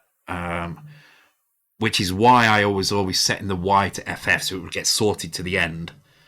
But it seems to be causing some issues. Let me try again to try it that way, and if this doesn't work, we'll fall back to that. I might have to revisit the multiplexer at some point just to tweak it a little bit. Well, actually, no, because that's still not going to move it to the end. Well, it is going to move it to the end, but it's going to move it. It's going to add the raster position. Okay, so we'd have to move it to the off screen that way. So that's do F4, then it is off screen. Actually, F8 will be enough. Yeah, so we do it to F8, then it's definitely off screen. So let's do F8, and then it's a full character off screen. So if there's any screen shake, it won't catch it. And then hopefully that means it would get. No, because it won't get. It'll still get sorted in the list. It's not going to get removed from the.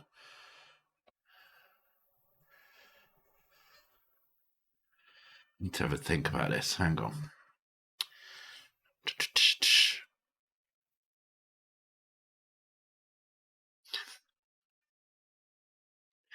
So the sort is probably not good enough. So what we're looking for is any reason. Here we go. Clear one sprite. Clear the frame. It's the frame. That's right. Yes. So this clears all. Okay. Clear one sprite. So we set in the Y. Okay, is Y the value that we have? No, we've got X. Okay, but that's fine. We can set the frame. So if we store.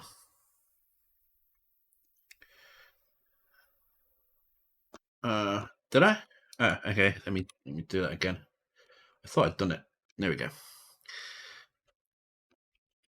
Done now. Should be anyway. I need to make a little alert for that as well. I'll make a little AMK alert, and then it will kind of it'll be obvious that somebody's getting them as well. No problem at all, Gray. Okay, so can we actually?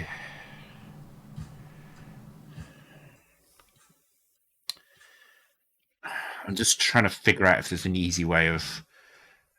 Because we'd need to clear the sprite pointers here as well. Oh, we have sprite pointer there. Do we set it in the update though? No. But can we get it from there? Well, we can set it. That's easy enough. Okay, so. Okay, cool. Right, I think we've got it now. So we just do the sprite pointer here.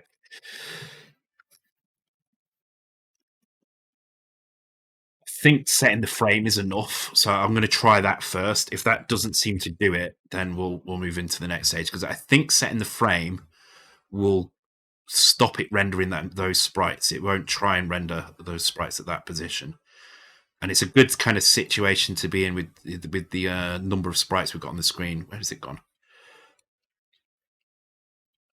So instead of doing that, in fact, I'm just gonna because that method is kind of a bit of a hacky workaround at best. So instead, what I'm going to do is I'm going to set like that.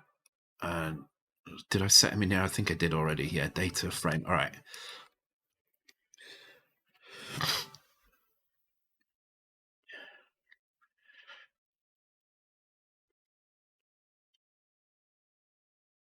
I like this. I've not heard this one before. This is good.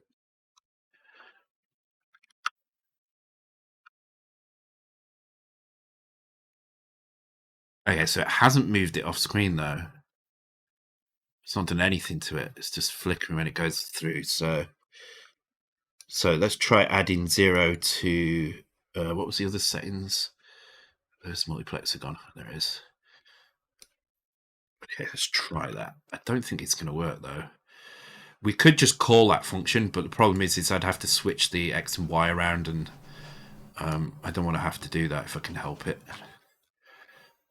Although at this point it's also I don't want to call it on something like this update. So actually, it's not an update, is it? But still. Oh, but I'd have to set it in.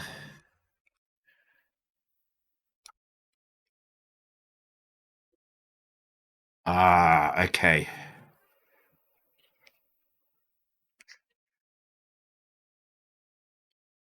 Okay, I will call that function. I think that's going to be the best way to do this.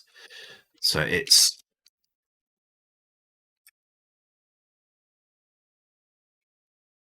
I'm going to get this right so that it's nice and efficient later on. I do need to take a break though in a minute. My head is pounding just to get I've got a toilet, get a paracetamol. I'm going to neck a paracetamol with a vodka. I'm going to swallow a paracetamol with a vodka. So we need to set Y to be the multiplexer value. So the way we'll do this is we'll grab data.sprite index from X and transfer that to Y. But we're probably going to have to restore Y here because we still need to do this here. So literally just for this though, which is a bit annoying. But it's fine. We can reuse that value, I think. Yeah, we'll just use the Y. Okay, so this is what I mean. Steps about restoring a register. I'll do this. So I'll create a store Y, rest Y, and then when I want to restore it, I'll just do this. Oops. And then that way, I'm not having to use 0 page at all. I'm just storing it here. This is 4 cycles. This is 2 cycles. It's pretty efficient, to be honest. It's I think it's the same. It just uses a few more bytes. So this uses 3 bytes. This uses 2 bytes. The alternative is to use 2 bytes and 2 bytes. So it uses 1 more byte, but the cycles is exactly the same. So this is 4 cycles and 2 cycles. But with 0 page, I think it's 3 and 3.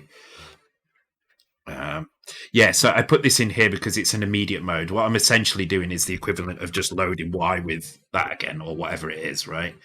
But I want it to be self-mod, so I just write beef there instead. And then I put the label in front of it. And I always write beef regardless if it's immediate mode or not. It's probably a habit I should get out of, actually.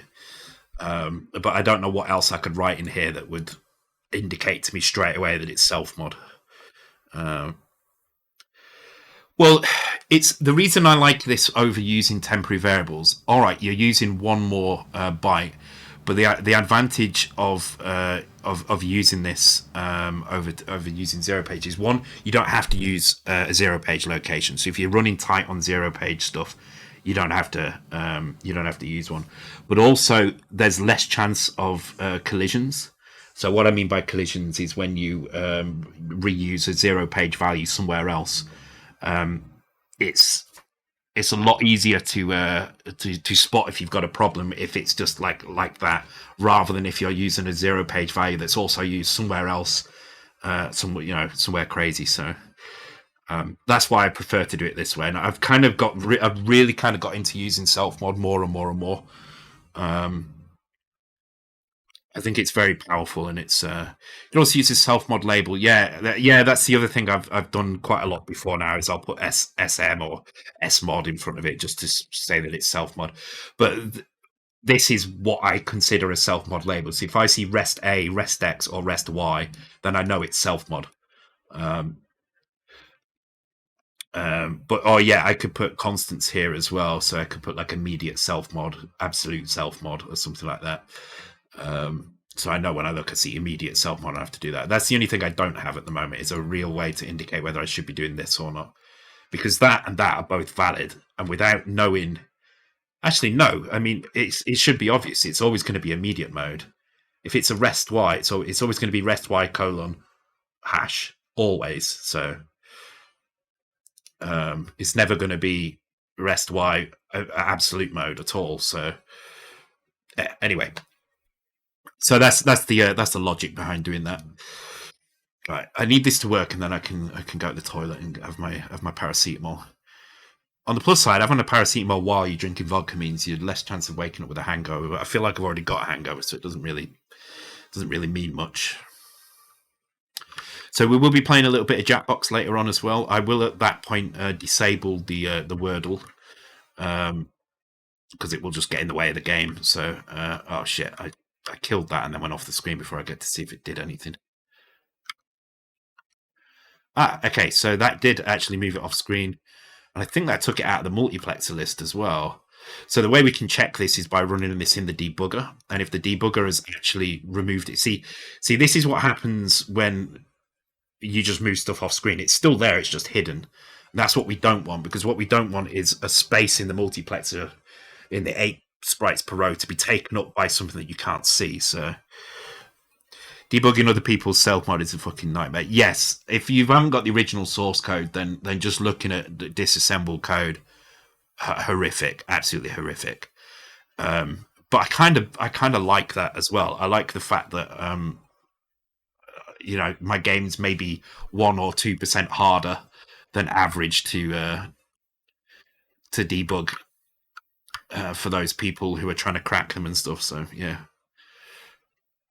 Okay, it seems to be working pretty well now. Forgot what I was just testing then. Oh, we were going to do it in the debugger. That's what I was testing.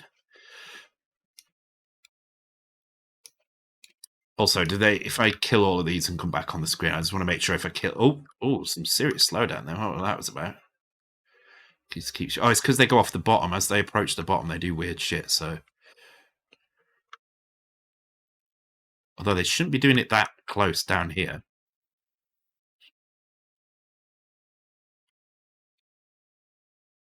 Okay, I'm not sure what that's about.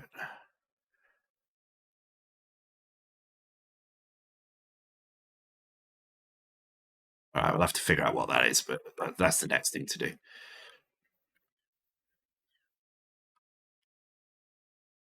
Okay, nothing breaks. All right, so the next thing to do is figure out why there's a performance hit on them. But let's just make sure it is removing them off screen. It's just removing them, so...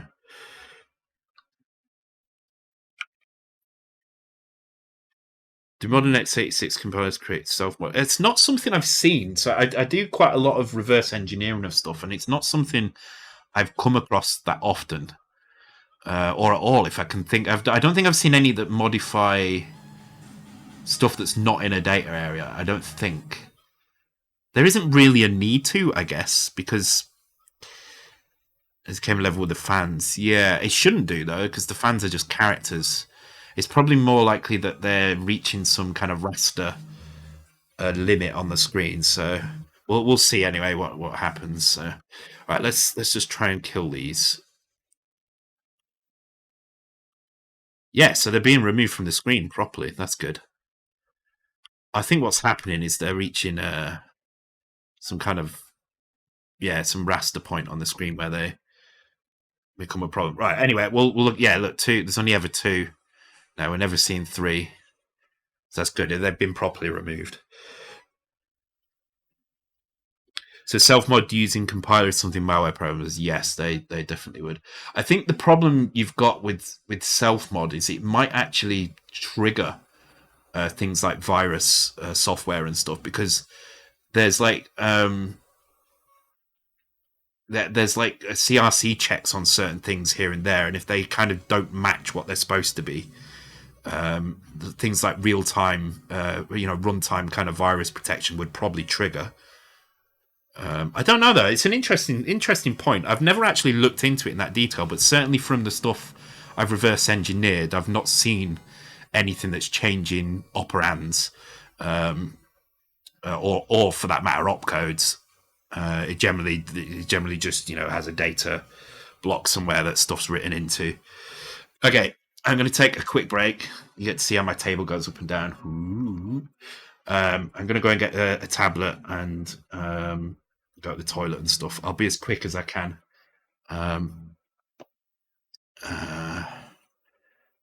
Where's the buttons? I'm in the wrong place for the buttons. All right, I'll be back in 5 minutes, guys. Be right back. Oh, I just pressed it. Fuck's sake.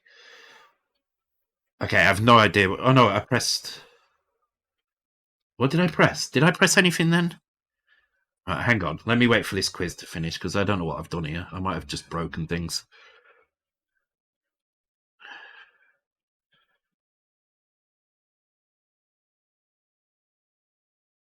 Oh, I just got that game as well on Jagger. I got it on the shelf behind. Well, I think Silent Shoulder 1 I've got, not 2.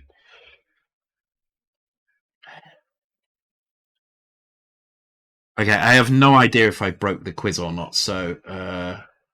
no, I haven't, because it's got the wrong numbers on here. So I'm just going to put that in myself on here and go for a break. All right, back in a few. I'm back. And if I do... Oh, I think I broke it.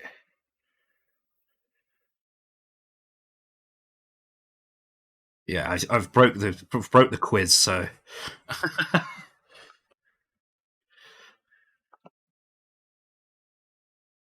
let me press... fucking hell, what have I done? This is what happens when I press the wrong buttons at the wrong time. Damn it. All right, I should have just set it manually.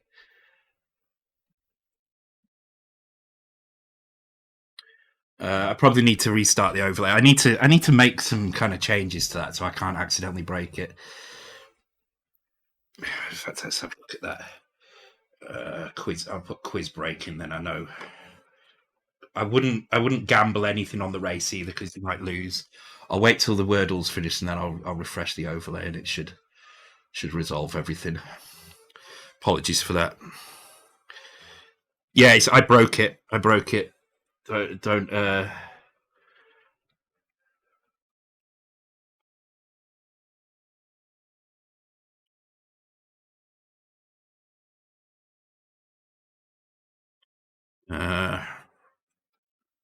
I'll wait for Wordle to finish. I wouldn't gamble on the race either, because you're probably just going to lose your money. So, regardless of who wins,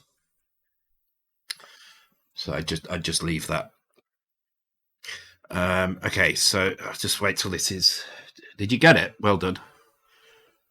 Okay, right. I'm going to restart the overlay in that case. So the quiz will come up one more time. There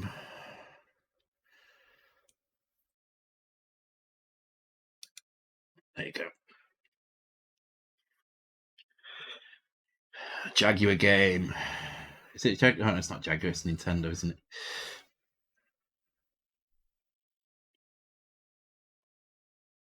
Oh, you shouldn't have done that, Steps. Let me give you those points back, because you're not going to get them back now. Oh, what did you gamble? 60,000. I said don't spend your points. My bad, though, so I will return your points. 61, 2, 3. There we go.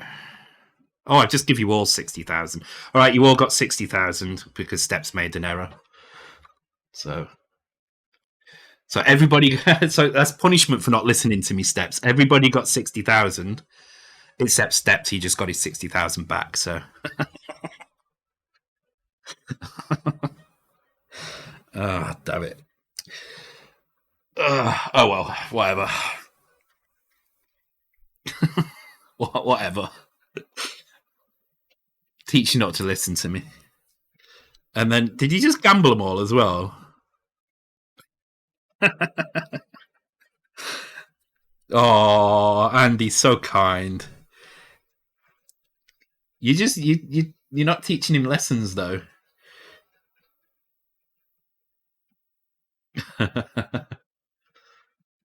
Mayhem is gonna win it.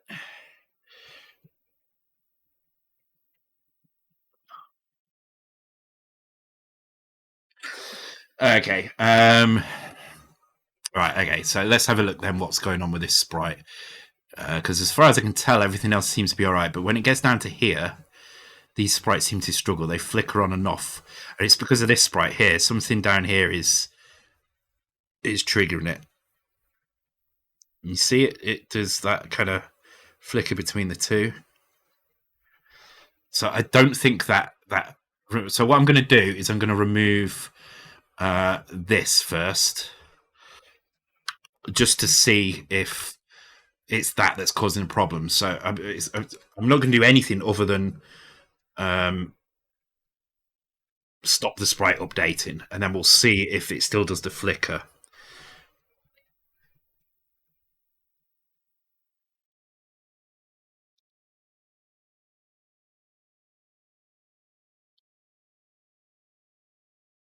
It's dead. Oh my god. I need to open a casino, don't I? I need to open a casino and invite steps. I'd make a packet. Yeah, so it's the fact that they're being moved to where they're being moved to, which is causing the flicker, which means actually the clear one sprite is problematic. It means that this this routine here is not ideal. It's causing an issue. What's probably better here is to do this instead.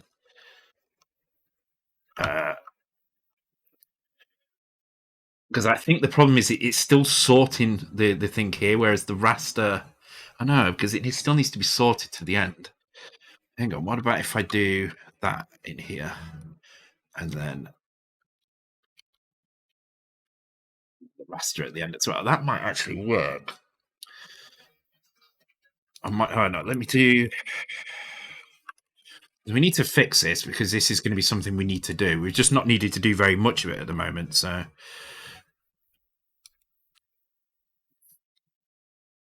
Yeah, I still need to open a casino just right next to where you live steps.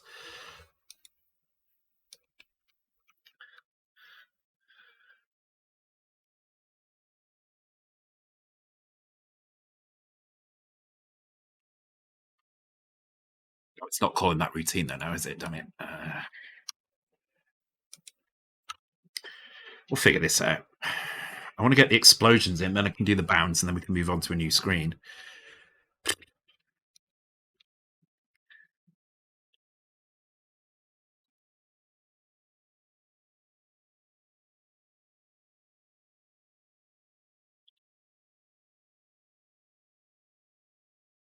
That's better.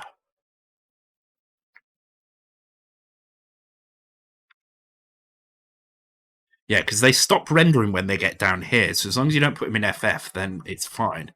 So now let's just double check that's fine in the debugger, that we are actually removing it from the screen.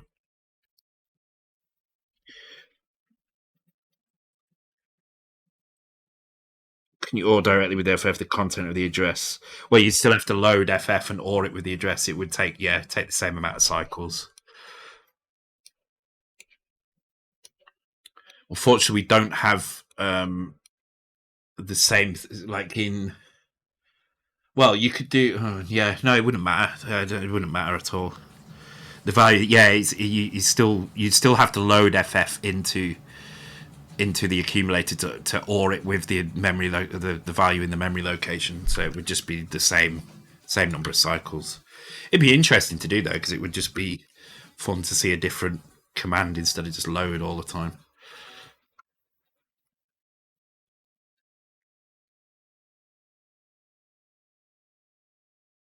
Okay, so we want to see what happens if we shoot that one. It goes off the screen. So it looks like it's this here. So it is being added, but it's now down here, so it's not. I think that's okay. What happens if I shoot another one? Because that's set at FA. Yeah, it's Y position is FA, so it's still being added to the raster list, which is a bit frustrating. Oh, I need to.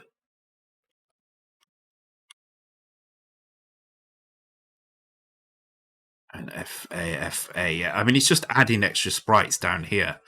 which isn't a problem because it's any flickering would be down here. It wouldn't be up here. These would be the first ones to. Oh no, they wouldn't though. Oh no, they would because the multiplex. Oh, okay. No, I'm all right with that.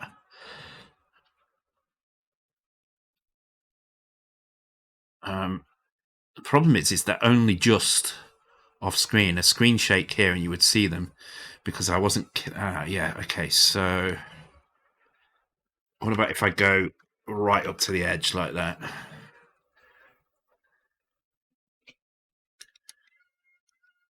So first of all, check them stop glitching. Can't do any worse than Trump, possibly the only person who wants to open a casino that folded. Yeah.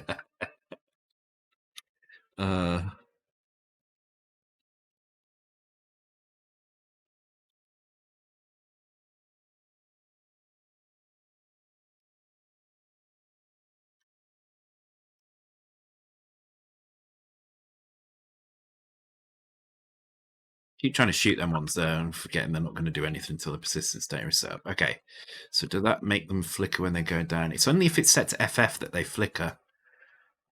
So I just want to check in the... Because ideally what I want is for the sort routine to just ignore anything that's got FF, to basically not add it in at all. But what's happening is the sort routine is pushing it down to the bottom. So that's, I mean, it is kind of fine, but I'd prefer it if it didn't display at all. That's the thing.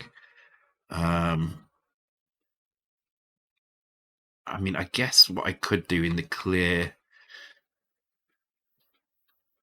because I'm trying to avoid seeing extra sprites, right? So when the screen shakes, so I guess I could do this.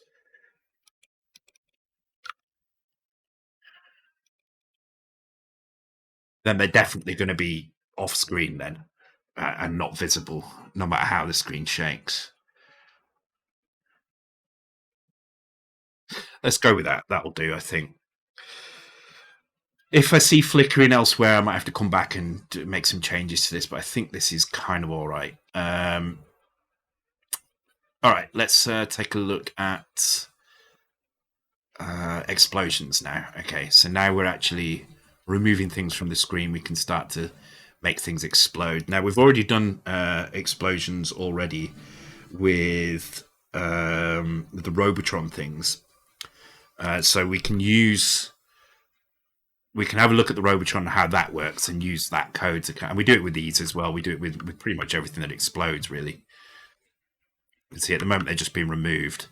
Ideally, what we want is a screen shake and an explosion. So let's have a look at Robotron, see exactly how it handles its remove sprite. So hopefully in here there is a clear one sprite. Yeah, so we do this clear one sprite. This is the spawns. Oh no, it's not the sprite that we're clearing, is it? Okay, let's just look for explosion then. There we go. Okay, so we take a character X and a character Y. Add explosion at char coordinates. All right, so we probably need one that adds as an explosion at sprite coordinates. So let's go and have a look at the explosions.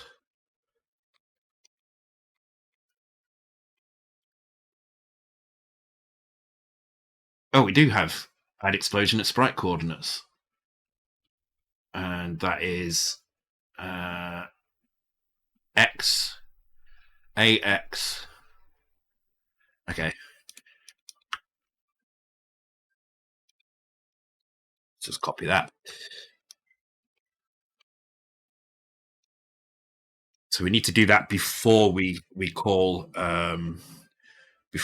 this routine, because otherwise it's gonna have changed things, and we don't want that. We need to grab those values. So we'll do it here. Oops. So what do we need? We need so we're probably going to need to store the X as well. In fact, we definitely need to store the X. So we'll do that here.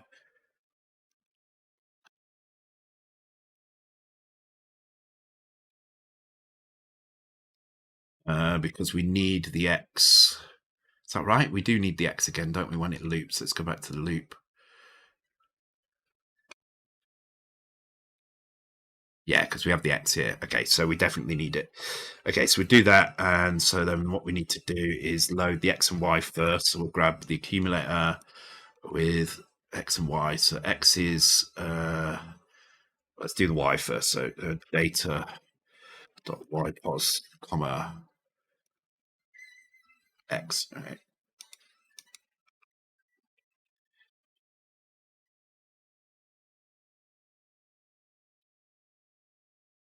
We're going to have to probably push something onto the stack here because we need to keep X just while we do the initial bit here. Wait,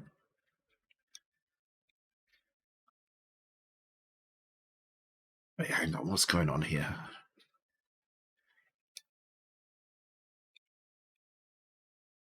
That needs to be there. That means this needs to be here.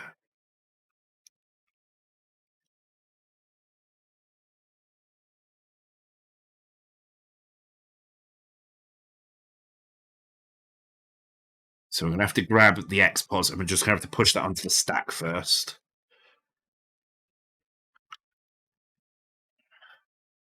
So we'll do this way around. Push the MSB onto the stack first.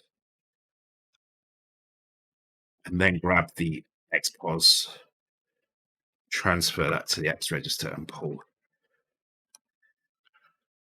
Okay, so it's a bit of an annoying setup there, but unfortunately it's the only way we can do it without bashing the X registers, because these values we have to use the X register to grab. So we have to push at least one onto the stack in order that we can keep the X register free to get the last one. So we push that one first, then this one, then we can transfer. Push that one first, grab the X pos, and then transfer it to the X, and then pull this one back into the accumulator. Right, add explosion at sprite coordinates type. Okay, so we should have sprite coordinate types. So I'm guessing in 1 second. 1 second. I need to look at Robotron again. 1 sec. Explosions.small. There we go.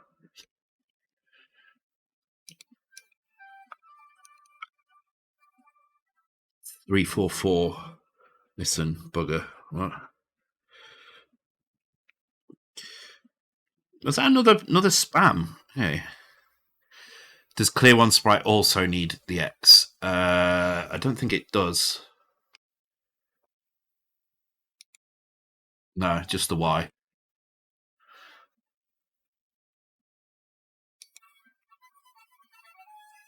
Hey, mate, come in. How's it going? Yeah, how's it going, chat?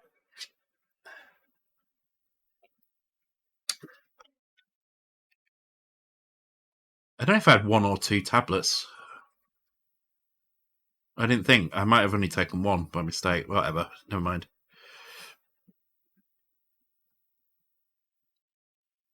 Oh, yeah. I'd already got it. I was still in the process of writing it, so. Right, so let's put some notes in. So we're doing add explosion. Making sure to retain X.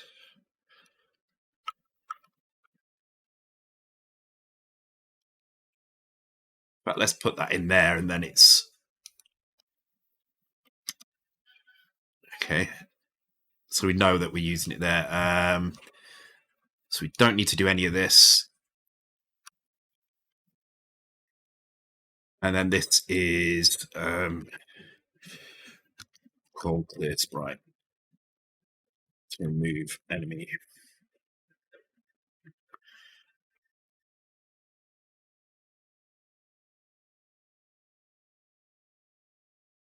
Now the thing is here, if no enemy has died, oh, we clear on return. Okay, so we clear. We jump to done. Oh no, that's fine. Okay, that's fine because we set it here when we finished. Okay, cool. Right, so we should have explosions now, hopefully. Load Y, X. Am I using load Y, X? I don't think I was. But yeah, load Y, X doesn't exist, yeah. Load X, Y doesn't, but not load Y, X. At least I don't think so. I'm going to have to check again. It's one of those things I always forget. Pretty sure it doesn't, though.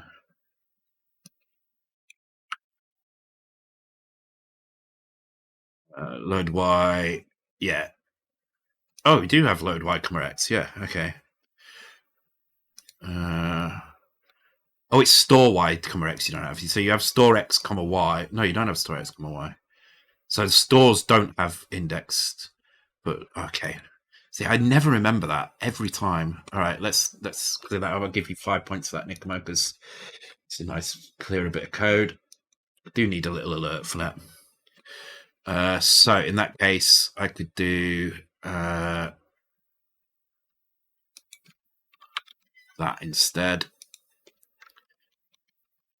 Cool, thank you.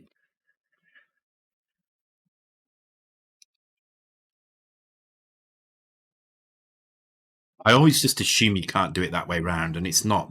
There is one that it works for X but not for Y. I never remember which one it is. Let's go and have a look at that opcode list again.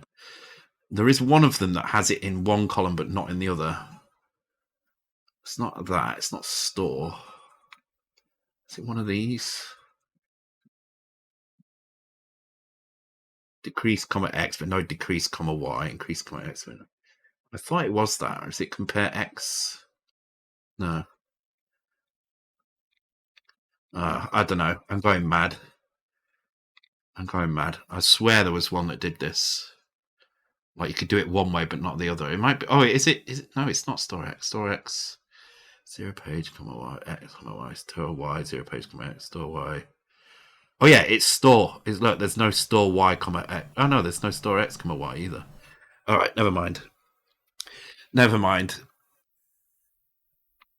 It is stupid, especially when there's so many illegal opcodes as well. You would think that they should fill that opcode space with useful instructions, like they have done on the Mega 65. And Wordle's back up again. Do you like the little Nintendo noise when Wordle starts as well? Because I noticed that people were missing the play, so I just added it in. I thought it'd be good to just so you've all got a visual, an audible clue as to when it's on, so you don't miss it. Because it's easy enough to miss. Okay, right. Let's try that. It should have explosions now. Finally, then we can get on to the bounce thing. So we're going to do this for about another 2 hours, and then we'll play some Jackbox. So around about 12:30, between 12:30 1 o'clock, we'll play some Jackbox for an hour. You just disassemble the Untouchables for Hayes. It's full of illegal opcodes. For Hayes, what's he up to with the Untouchables? I wonder. Or have you been changing it for him? And did you use Disk 64? So maybe Disk 64 should have illegal opcode support. Oh, no, see, they're slowing down again at the end. Look. What the fuck? All right, let's see if they explode, though. Oh, could it be that the explosions are being moved off incorrectly now? Oh, that was a small. It needs to be explosion large, doesn't it? Large.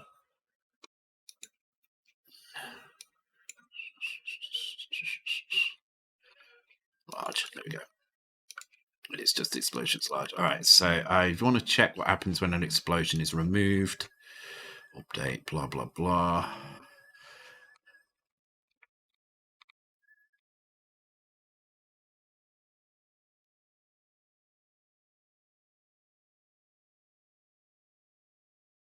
Let's see. Oh, here we go. Clear. Oh yeah, look. So it's not doing the same clear as well. So we need to use that clear for macro as well. So actually, it's not a macro, is it? It's and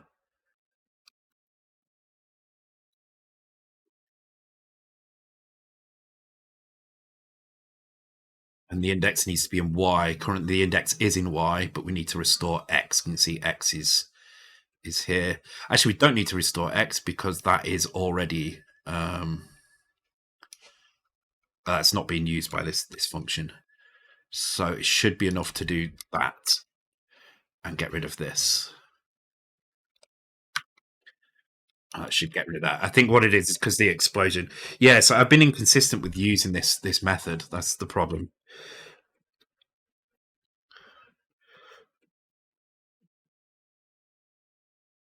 Oh, he wants Ocean Gate. Oh, right. So he can level skip an Ocean game. Okay. Okay.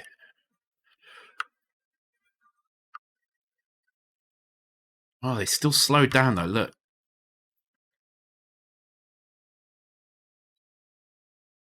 Okay, let's go and have a look in the debugger again, see what's going on. But there was an explosion this time.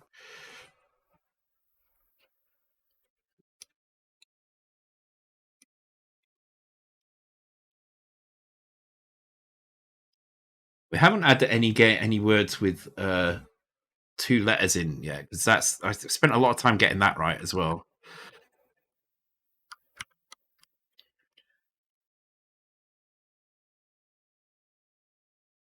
They do slow down at that point for some reason. I have no idea why they would, though.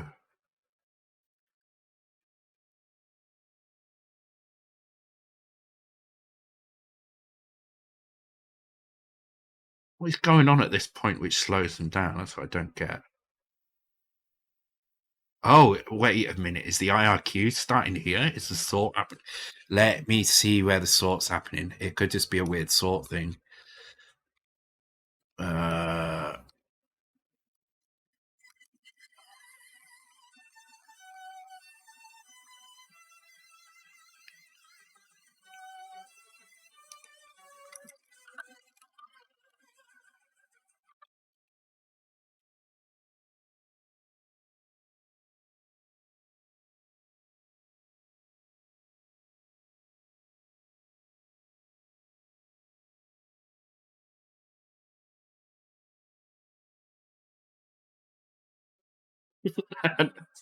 I like you put no B, but you forgot the space. It's just knob. I understand that. Thank you very much, Warlock, for the resub, and welcome again to the stream. How are you doing this early Sunday morning? Okay. It's not the sort. Look how long that sort is as well. That's terrible. We definitely need to reduce it for this screen. Bear in mind, though, this sort is doing a lot of look-ahead raster kind of optimization as well. But it looks like, you see how it flickers? It looks like something is taking too long on this screen when they get down there for some reason.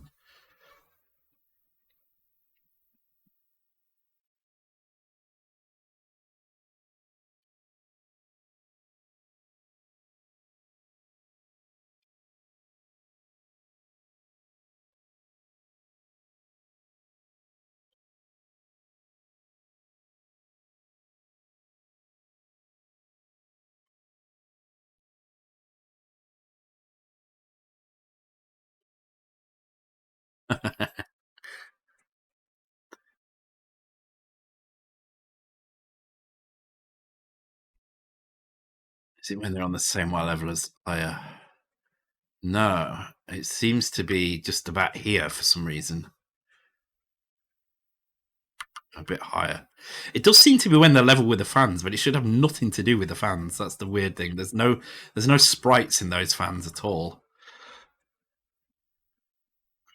But weirdly, it is at that point. Let's just have a look in the debugger again to see if I can see.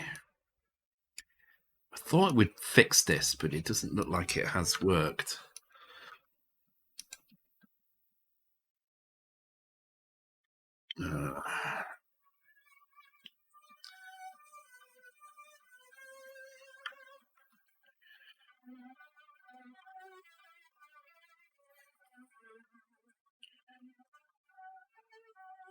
Yeah, same position. They start glitching down here.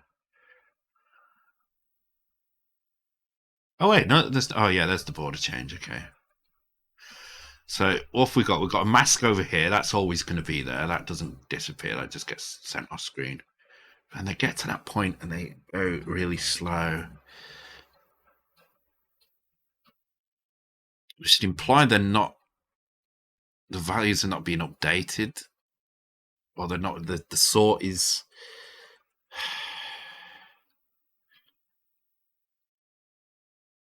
Or it's missing that last trigger here or something. It's getting to that point and it's failing to trigger this one here. Could be a padding issue in the multiplexer. Hang on. If I put increases the number, reduces the number. Let's try that.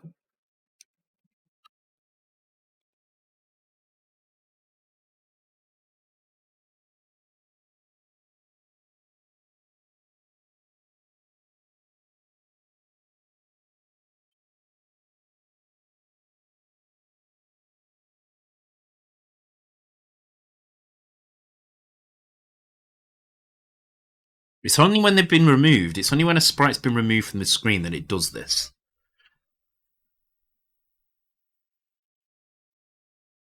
Like if the sprite hasn't been removed, it doesn't care. So we need to fix that clear one sprite. So if we that's what we need to mess with.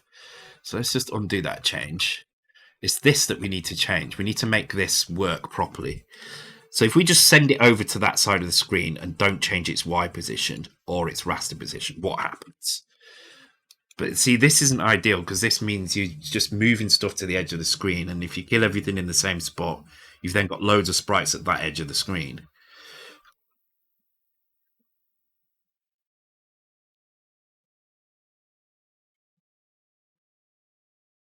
Okay. Yes, it's doing weird shit now, but let's see if it actually. Well, we can't see if it glitches because it doesn't get down there. Okay, so that's no good.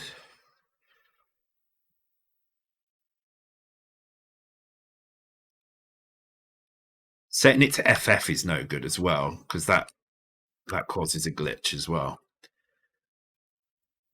Really, that should be enough. That should be all we need. This, and then in the sort of, hang on, let's see if we can do that instead. So if we do.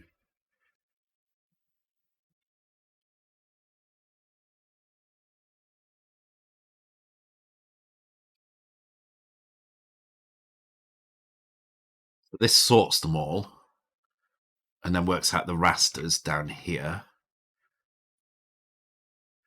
Okay, maybe we can fix it in here actually.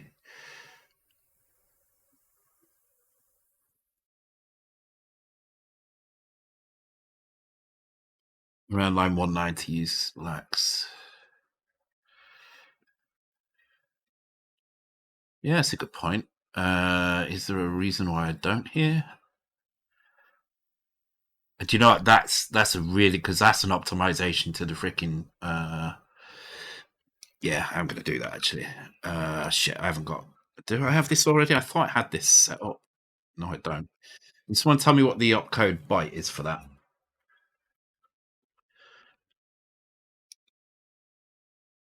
That's a really good optimization. I like that.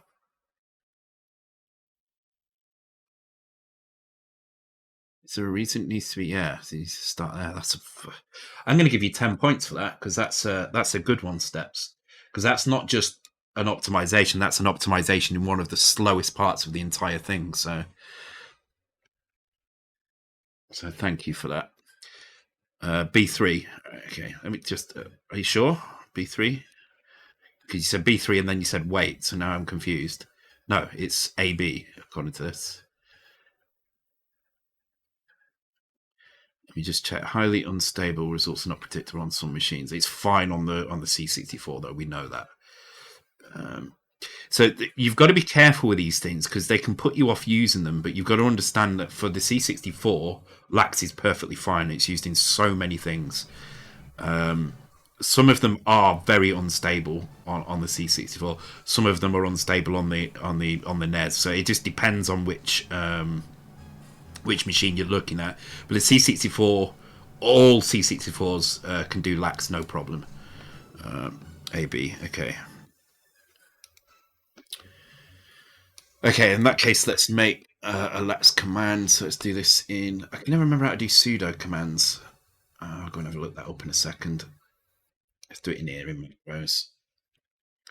Is it just like. Why was that?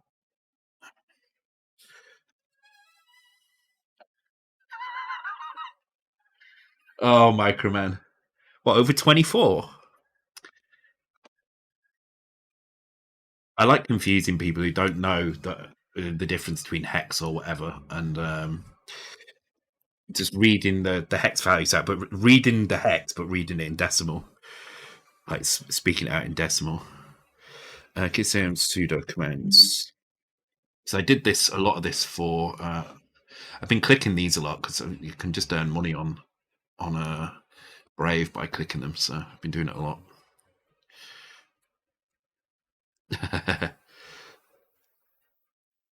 Lax is valid in kick, is it? Ah, okay, fair enough. Why is it not high? Oh, it's because I need to change my syntax highlighting. That's why. All right, in that case, let me go and change that as well. All right, I'll show you how to do this. Oh no, because it's I can't be bothered. It's in a zip file somewhere. I can't be bothered. But you can go and change all your syntax highlighting. Yeah, syntax highlight is not colouring it. I could change it, but I'd have to go and find it in the thing, and I can't be bothered. So what I can be bothered though is with some vodka. Does Andy get points also? Yes, he does, because he's saved me some time, so I give you 5 points. Well, it depends if it. Wait, that joined the. Okay, try to join me to that thing that I clicked. See if it builds first. If it builds, then yes, 5 points. No, you get 5. You get 5 points. You save me some time. Time saving is the word name of the game here. Do you get points for drinking along with vodka and Pepsi? You do if you get in a car and try and drive. Right, I tell you what, I need to go and get another can. So I'm going to take. I might as well take a quick break now because I do need the toilet again. So I'll go and take a quick break, and when I come back, we'll carry on. So this time I'm not going to break the thing. I'm just going to press the button properly, and I shall see you in 5 minutes, guys. Be right back.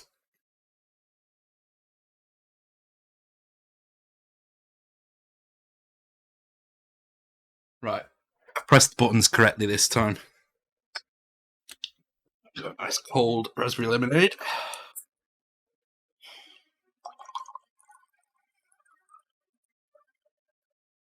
Got no ice or anything, so I'm having to rely on very cold drinks. And so I have to go get a fresh one from the fridge. Weirdly, that looked like it was moving because of the pixelation. Okay. So it did build, which is good. I will change the. I'm going to write that down actually. Illegal opcodes. I've got a couple of days off, so I'm going to be fixing a few things here and there. On the stream on Tuesday when I'm playing games, there'll be no races, but I will leave the Wordle on. It's going to be the same overlay, it's just the races I won't enable. It looks like Chase HQ or something. Oh, SCI, yeah.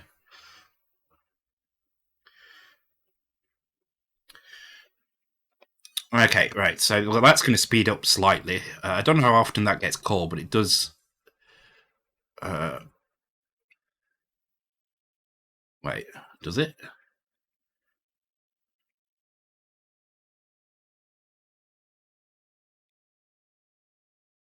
No, I don't think it does get called very often at all.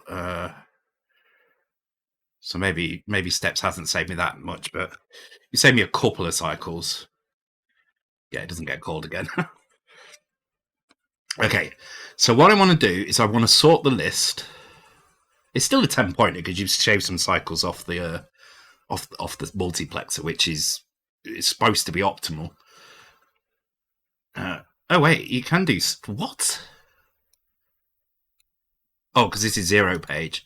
Yeah, that's the weird. So this works on 0 page, but it doesn't work on a non-0 page.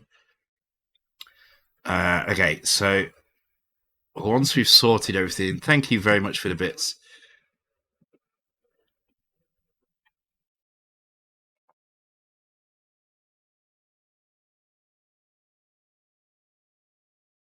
Yeah, look for. Well, that's a good point actually. So I'd be looking for. Let me turn regular expressions on. So I'd be looking load the accumulator with a value followed by anything, and then a transfer accumulator to X. I think that should do it.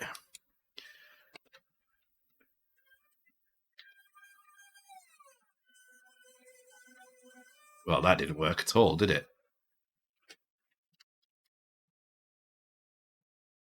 What's wrong with my regular expression there? Hang on. Load accumulator. Where's the backslash in this American keyboard? There it is. For space. I don't think that's a special character, is it? So that should be fine. Followed by anything.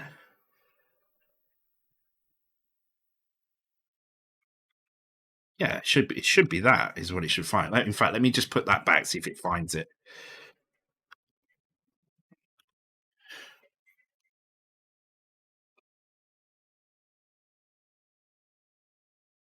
Was that not finding it? What am I doing wrong there? Oops, wrong button. Right, that is regular expressions, isn't it? Yeah, regular expressions, right.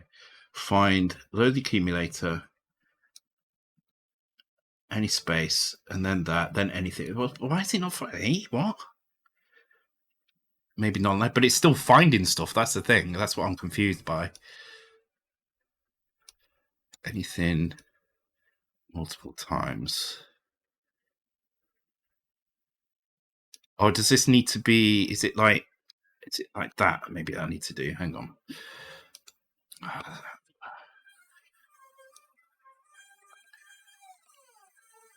No, I can't be bothered. My brain's not up to doing.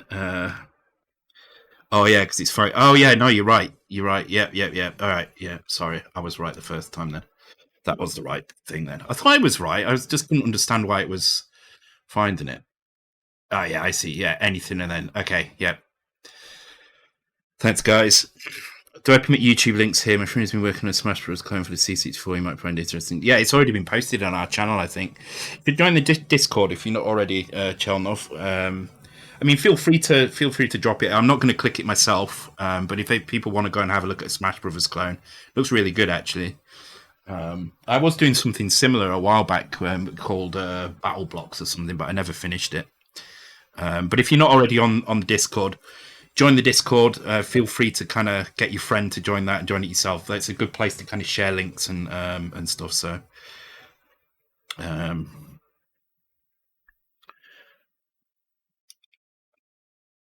okay, all right. So we know that's worked. Okay. Oh no, I know the problem with that search actually. Let me just do that again. Hang on, because it didn't find this, did it? Because what I'm doing is searching for anything on this line. I need to then search for a new line, and then anything, and then tax like that. And it probably needs to be /r/n as well on Windows. Is there one for? I can't remember if there's a special character for carriage return, but yeah, put it in the. I think it's been posted already, but please feel free to do to post it again in case it hasn't. Oh god, what's is it? Maybe it's just /n. I can never remember what the new line thing is in regex, but there we go. Yeah, here we go. So you can see it's found it this time, but it is still just finding load accumulated delta x. So there isn't any other case of it, but it has found that particular case. So that's a nice little search to save. Actually, can I save that? There is a way. Oh no, it just puts it in the history, doesn't it? But it won't be there next time I do it. It's a shame I can't save that. It's a nice little search to have actually. Do you know what? I'm going to put it in here.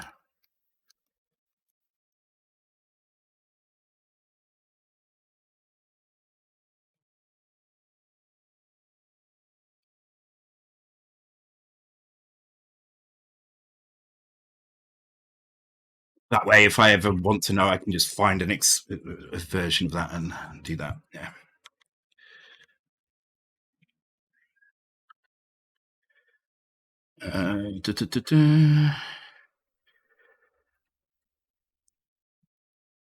It's apostrophe M.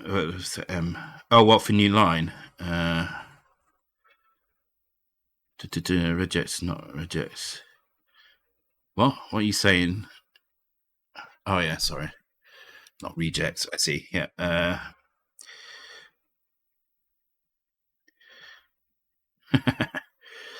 Maybe a good idea to have a heuristic that searches for code which can be automated using it. Yeah, that would be kind of nice, actually. I'm sure you could probably write a plugin for this that would do it. No, it's a comment. No. I've made a rule this year. There's no points for fixing comments. Sorry. It has already been mentioned. All right. So I forgot what I was trying to do now. I was trying to check for this. And if you see this, then it basically gets skipped from the multiplexer completely. The problem is, if I do it in here, I'm going to add quite a lot of overhead to this. And basically, I would need to be pushing it the other way anyway. Really, what I should be doing is when we generate the raster list here, is where I should be doing it. So 2 places. I should be checking here, and I don't think there is a frame check in here anywhere. No.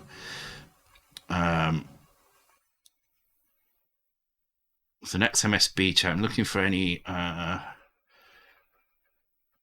plus temp specific index. No. Okay. I'm trying to see if there's anything that would help me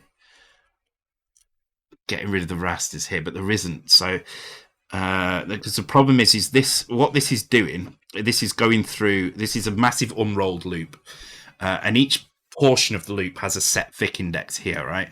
And then it's using the sprite sorted index plus I to grab where it is in the list. So the problem is I can't just drop it out of the list here either. So I'm not sure if this is going to really work, other than to do it in here. If there's a sprite set to 0, just don't use it at this point. But the problem is the index is also stored as well, I believe. Yeah, sprite index there. See, so you can't even do it there.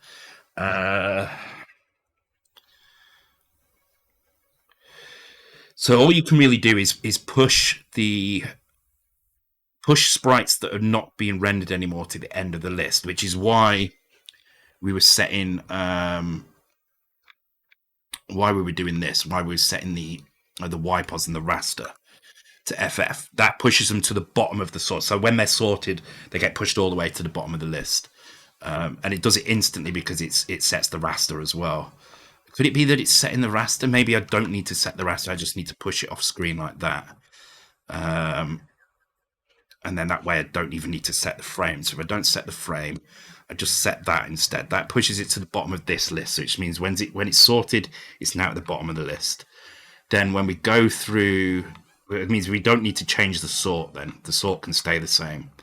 But when we come to drawing the sprites, if this value is FF, then we need to exit straight away.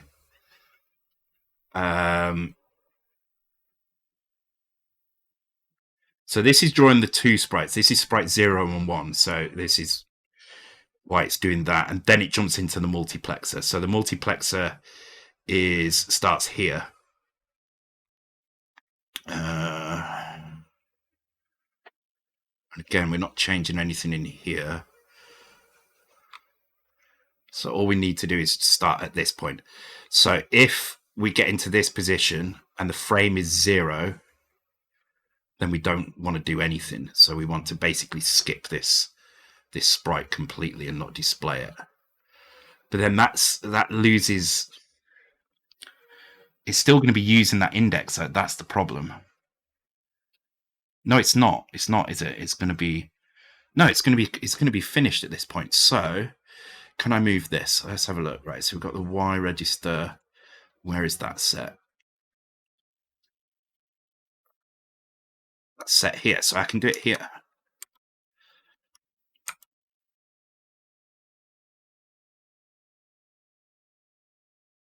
Entities are to here.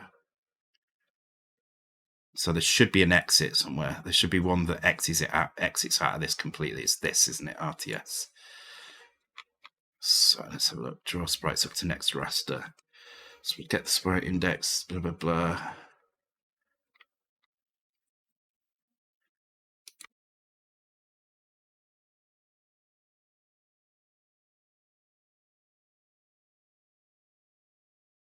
Wait, this is saying if we set frame to 0, it should exit. So if we set this to YPOS instead and do this, that should be it, I think. All right. So it looks like I've flicked between those two before, so it's just a little bit too small for me to read it over that side. I think I need to increase my overlay view sort of thing.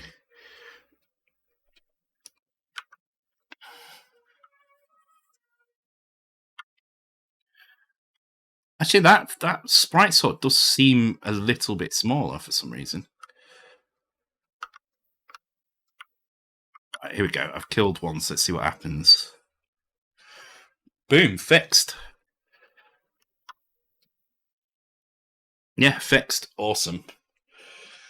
Okay, well worth digging into that. So what I did there, so to explain how the Sprite Multiplexer works, it sorts all the Y values. So we have a list of sprites in order of their Y position on the screen. Then the next thing that the sorter does is it decides on a raster position for each one. It decides where the raster where the IRQ should be triggered in order to draw the next X number of sprites. In doing so, it also sets the sprite index for each one. So once it's ordered the sprites, it sets the hardware sprite value to between 2 and 7, because 0 and 1 are used by the player for those sprites in order. So it'll go 2, 3, 4, 5, 6, 7, 2, 3, 4, 5, 6, 7. So if you were to just take one out of there, it would go like 2, 3, 4, miss the 5, 6, 7, which means that sprite is unusable then. You've got a section of the screen where you can only have 7 sprites in a row instead of 8. So you can't change sprites that are already ordered, but what you can do is you can push a sprite to the bottom of the screen. So if you push it to the bottom of the screen, now the sprites are still going 2, 3, 4, 5, 6, 7, 2, 3, 4, 5, 6, 7 all the way down. But when it gets to the last ones, you can then use the actual sprite call here. So this is what it sets the next sprite split. So it looks at where the sprites should be split, grabs the actual sprite data and says, okay, well, this is the sprite position is at FF, so this is considered exit the sprite multiplexer, and then it will jump and exit. Before, we were using frame to do that, and the problem with that is if you use frame, we get into that issue where, do you remember we were seeing issues where the sprites would flicker when they went off screen? That shouldn't happen at all anymore now. So these sprites, as they move off screen, they shouldn't flicker if there was one still on the screen. Let me just move a position of one so you can see what I mean. They won't flicker when they go off, and the reason they won't flicker is because it never tries to exit. In fact, I won't move one. Just trust me, it will work. So, line 445 lacks again. Oh yeah, no, because it's comma X. It's comma X because there is no. If you look at LAX, there's only an immediate mode. There's no index mode. So we're loading from an address. So the regex that I did was searching for that, the immediate mode. So it's searching for this, followed by well, it would be that one there, wouldn't it? That followed by a TAX on the next line. So it only works on immediate mode.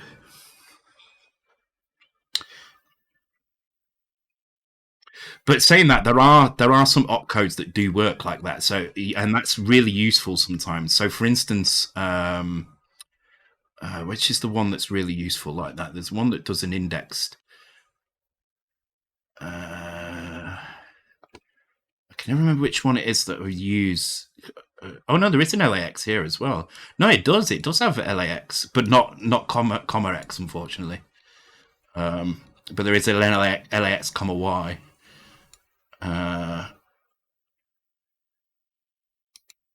Oh, hang on. LAX immediate mode is the unstable one, so maybe okay. LAX immediate stable C64. I just need to make sure that it's the immediate LAX is or 0 result stores some dependency. Hang on, I need to figure out why it's unstable because it might not be useful there. We may drop to 0 in the first cycle demo. Okay, right. So okay, so may drop to 0 in the first cycle demo already goes like, but that's fine because I'm loading 0, right? So I'm loading the value 0 into both of them anyway. So So I'm assuming this favour comes, but real 6.7.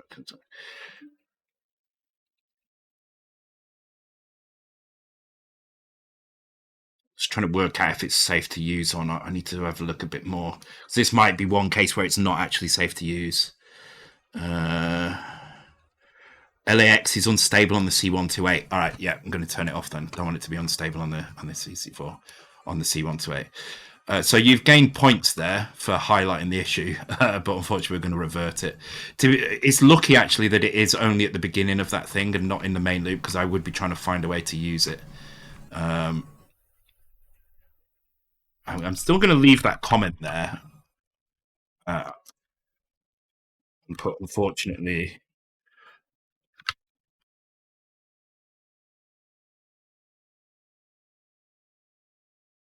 but nevertheless, it was a good exercise and a good find, and it actually helped me to write a regex that does this same thing. So,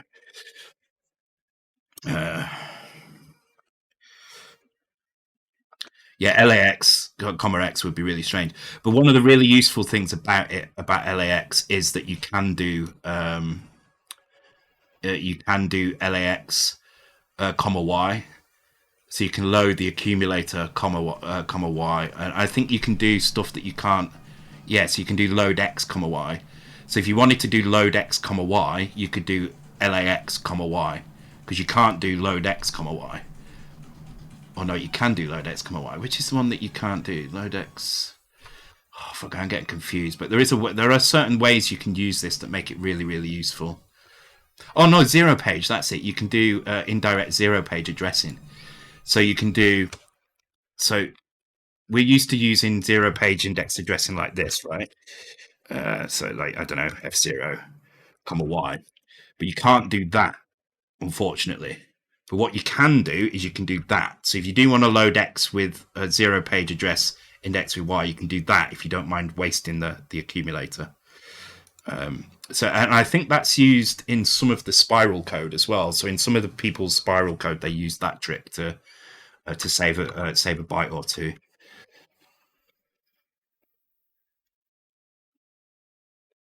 But yeah, we learned stuff. It was worth you. I mean, you got 10 points, so you probably should have got 5, but it's too late. I can't take points back, and that is kind of deliberate. Although I found out today I can take shimmer shillings back, as steps steps very well knows. So when I gave you all 60,000, I could have quite easily taken that 60,000 back off you all as well. Yeah, I tested on him. All right, cool. Right, so we're back to where we were before now, which is looking at enemies. So we've got an explosion working. Let's just double check that that's all working, and then we can start working on the bounds. It's taken far too long to do this. I was hoping to get onto the net screen today, and we're not even getting close. If we don't care about one, yes, but I don't want to write something. I don't want to, because this is going to go on a cartridge. It's going to be released under Thalamus name, so I don't want to create something that isn't usable on real hardware. And a C128 has no reason not to be used. In fact, some people will be using C128s. So I don't want to cause problems with that. So there we go. It's exploding. The only thing we need to do is we need to add some score, but we can do that. I'll do that when I come around to revisiting the screens. For now, it really doesn't matter. One thing I would like to do before we crack on with the bounce is stop that door from closing like that. It should be persistent. It should know that it's closed already. And I thought we'd already done that, but it looks like we haven't. So let's just close some of this crap now. We've actually figured some stuff out. Keep the zero page open. Keep explosions open. No, close that. I do need to keep the enemies open, and I just closed that one. Damn it. Did I put enemies in? Oh yeah, enemies are dynamic. Oh, of course they're dynamic, can't they? Because they're not on every screen. So, okay. So the door should be load the door state, and if it's closed, or vertical. Wait, hang on. Load the door. The door state should be closed.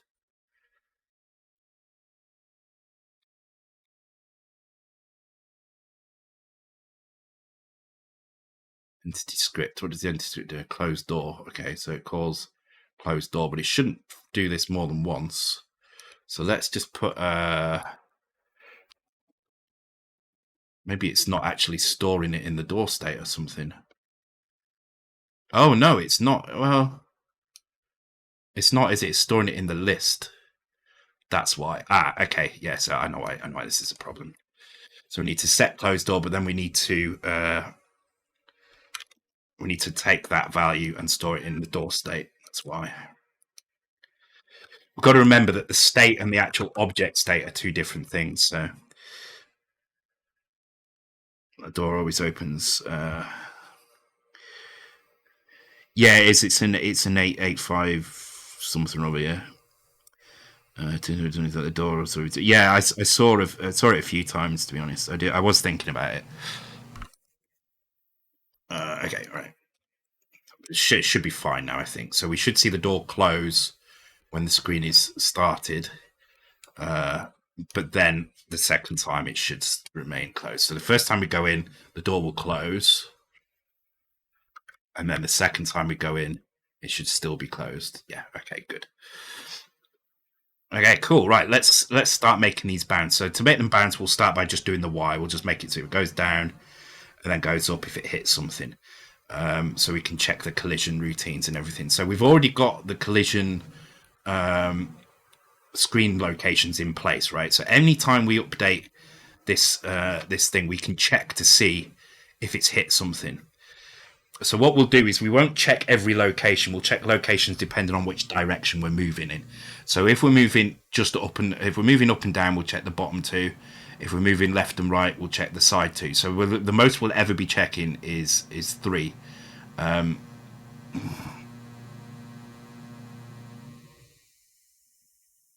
just trying to think, because that's not going to make any sense, is it? Because you're not going to know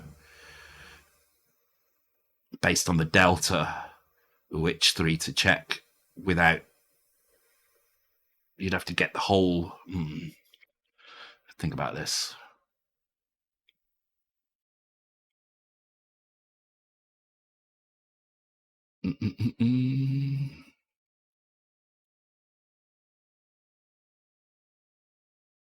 It's an entity script was executed every. No, it wasn't executed every time. What was happening was, well, it was executed every time, but the reason it was executed every time is because we weren't actually storing the door state. So we were triggering the door to close, but we're never storing that in the door state. It was just closing. That's probably going to be a problem in some other screens with doors as well. So we need to make sure that when we go back to those screens that they worked correctly. So there'll be a little bit of kind of backtracking in the game once we're finished, but yeah, you are right. Sorry. Okay. So let's have a think. What do we need to do? We need to make it bounce. All right. So here's the bounce behavior. At the moment, it's doing. What's it doing here? So why register enemy index? It's free to use. And put that above every single behavior, so I remember. Enemy index. Okay, and we can't do increment. All right, so at the moment we're just moving down. Do we even have a delta X and a delta Y? We don't. Okay, so we need to add delta into here as well. So we'll add.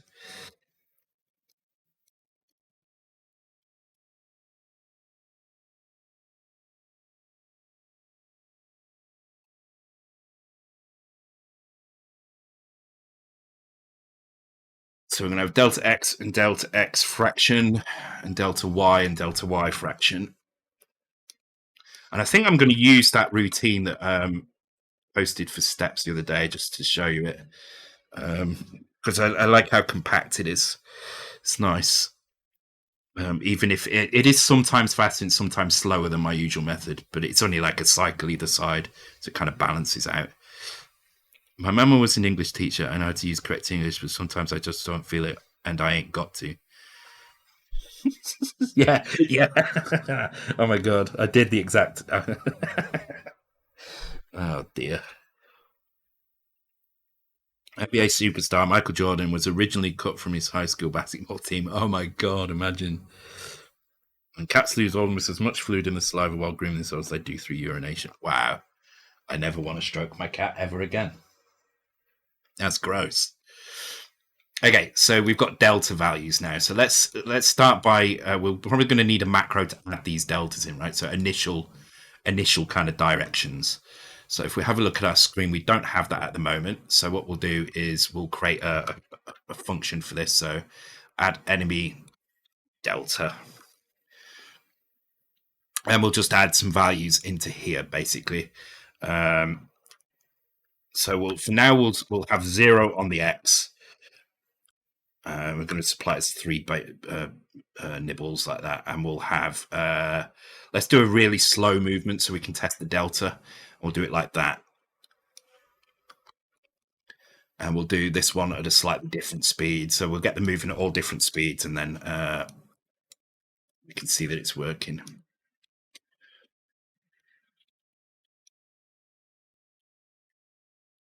Now we need that behavior macro putting in, so we need to open up macros. The macros aren't in here, are they? We're actually in macros. Screen macros, here we go.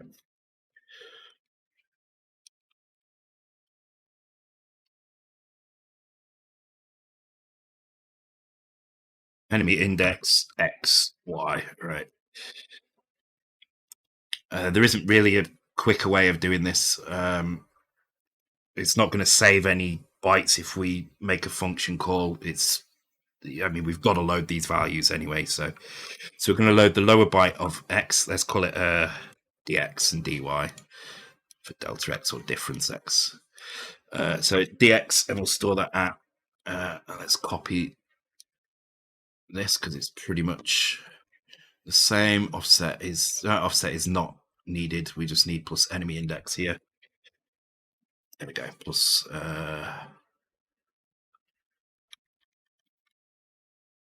yeah, that's right. And this is delta X frac. There we go.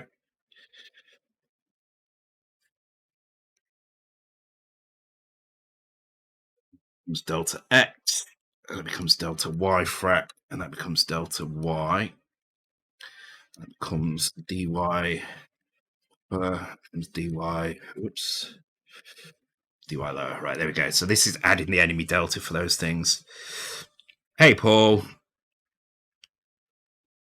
And I presume you're not doing. So we go. How is things actually, Paul? Currently bashing my head against some HDMI video out problems for a few weeks. Oh, okay. Yeah, HDMI out is a pain in the ass. I've been struggling actually today with CEC stuff. Nothing to do with Mega 65 or anything, but setting all my. Because I'm trying to set every console I've got to go through the TV through switches and boxes and stuff, so I don't have to ever unplug anything. I just go over to a switch and press a button, and then the console comes on. The problem is some things don't have a way to disable CEC. Some things have got HDCP. So, for instance, the PlayStation 3 has HDCP. You can't turn it off, so you can't capture it properly. So what I found is that you can get some HDMI splitters, which will take one input and output two, and they will strip the HDCP from it. So I've got one of them on the back to solve that. And then I had a problem with CEC, where sometimes I would, for instance, switch to, I can't remember what was doing it now. It might have been the PlayStation, actually. Again, I think it was the PlayStation. It can't have been anything else because they're all on composite. But yeah, I was switching to that, and basically it was turning off the Sonos bar as well. So then when I went back to it was playing the sound through the Sonos bar, but then when I turned it off and went back to the TV, it would switch the TV to play through the TV speakers, which is a pain in the ass. So those are the problems I've been having. CC and HDCP, they've been driving me mad. What works on the dev kit bash doesn't work on some of the oh, that's not good. Basically fix some things in VH2. Oh, okay. Also never managed to get the HDMI device ID straight, or the EDID thing.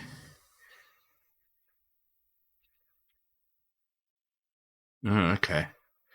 I've never had to deal with those things, so, but I know of EDID, but I don't. I've never had to deal with it.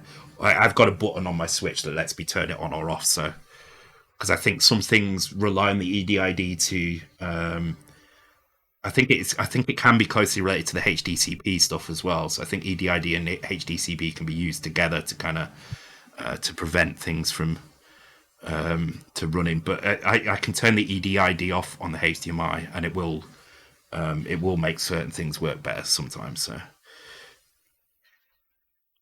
yeah, I've seen purposely can't do good because I've not set that up yet. I do need to put that through my switcher. My switcher doesn't if it has got HDCP, it will not output out the other side. So because they don't want you using it for capturing kind of protected stuff. So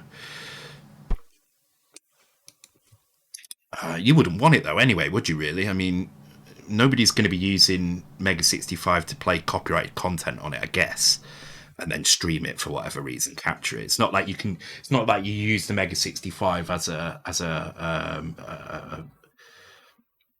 video streaming device. So yeah. Okay, right. Let's crack on with the delta then. So what we need to do is in the behavior we need to start applying this delta now. Right. So I would suggest actually we have two behaviors to do this. We have one behavior which is just apply delta because that's going to be used for a lot of things, right? And then we have various bounce types. So well, actually, we just have one bounce type. There'll be something else which would explode on contact. So I think maybe we might want to move up to 8 behaviors, but we'll start with 4. If we need more, we can add more behaviors. We did write this in a way that we could play around with that. So basically, we're going to add enemy delta, and then we're going to add some behaviors. So we want to flash red behavior apply delta is what we'll have. I think 4 is still probably going to be enough because generally you don't want to do 2, and I think flash red is going to be the same for all enemies anyway. So this might stop being a behavior and become something that's just done every frame. So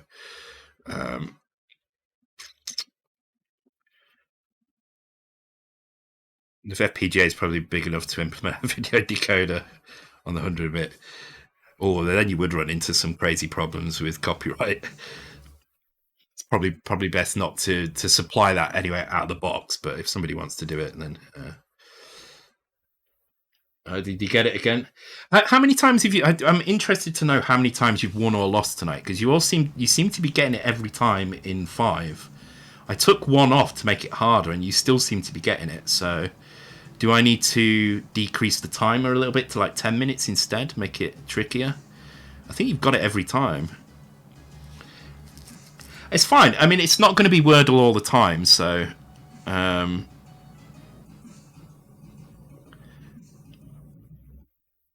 so you've lost 1. Yeah, decrease the cooldown on the redeem. No, I'm not going to decrease the cooldown on the redeem. That's just asking for spam. But I am going to change the games as well. So you're getting Wordle all the time at the moment, but there will be things like tic-tac-toe, noughts and crosses, whatever you want to call it, pairs or match, whatever you want to call that. Maybe Connect 4 as well. So there'll be other games as well. Yeah, I'm not going to decrease it anymore. It's already kind of quite frequent. So if anything, I would probably increase it to half an hour. But I think I'm kind of all right with it at the moment. It's relatively non-obtrusive. I just need to kind of ignore it a bit more so you can just get on with it. But okay. Well, I mean, yeah, you did warn me it's too easy, but I had to try. I had to try and make it a bit more difficult. So what I don't want to do is make it so that if you miss your turn, you move down because that's just unfair. I think, especially if somebody just kind of goes AFK or just add some foreign languages into it. Yeah.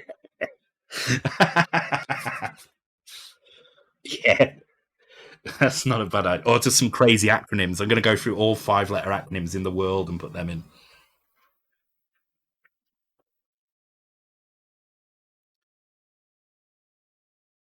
It can only pop up if you have channel points to buy it, though. Yeah, at the moment, everybody's spending the channel points on it. I could increase the channel point cost to stop it coming up so often.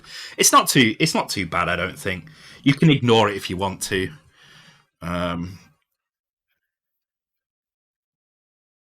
military acronyms of the late 20th century. Yes. I think some of the letters might be tricky to put in there, though. Okay. Yes. I think that's really funny how you got that so quickly as well.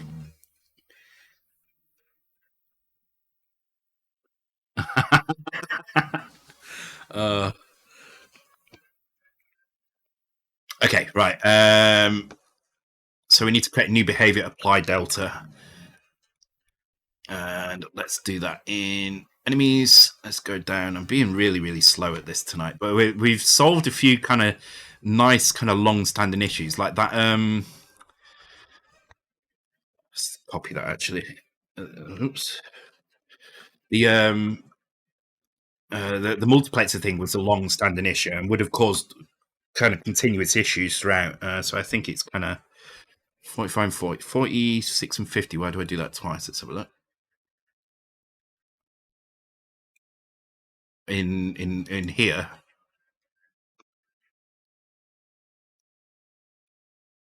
Oh, because the accumulator's going to have been bashed by this. This is going to destroy it. Whenever a screen, I mean, we can check, but I trust that if I'm doing something in here, yeah. See, look, I shift it or it, and then jump to a routine. So it's unlikely that the accumulator is still going to be the same value when I come out. So I'm liking your attentiveness tonight, though. Steps, very good. Gold star for Steps.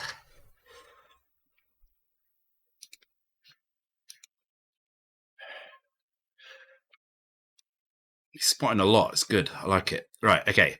So we need to apply the delta to the current enemy. All right. So we know what the delta is. We don't care about whether it bounces off anything here. We're just applying it, which is why I want to do it like this, because lots and lots of things are going to want to move, right? There's pointless just having a different routine that moves and bounces, and then another one that moves and explodes, another one which moves and changes its direction randomly. You may as well just have the move section as a behavior, right? So that's what we're going to do here. So we'll start by just doing the Y thing. Really, really simple. If I remember how to do this now, actually, I'm gonna cheat a little bit and bring it up because I suck at remembering this every single time. I have to think about it a lot, and I've had a little bit too much to remember exactly how to do this. So I'm gonna scroll back and just check what I did, because one of these routines is really quite efficient. I can't remember which one it was.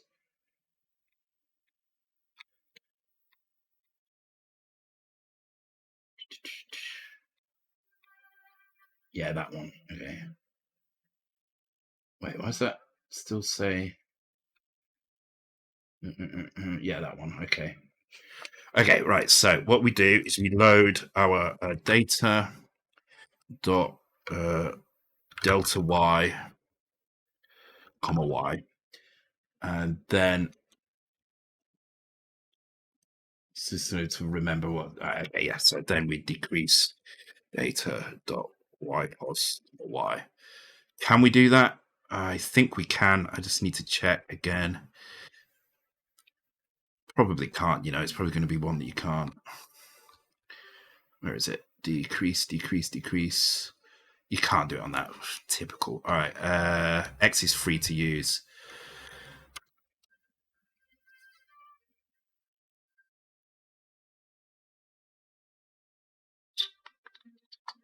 Actually, if I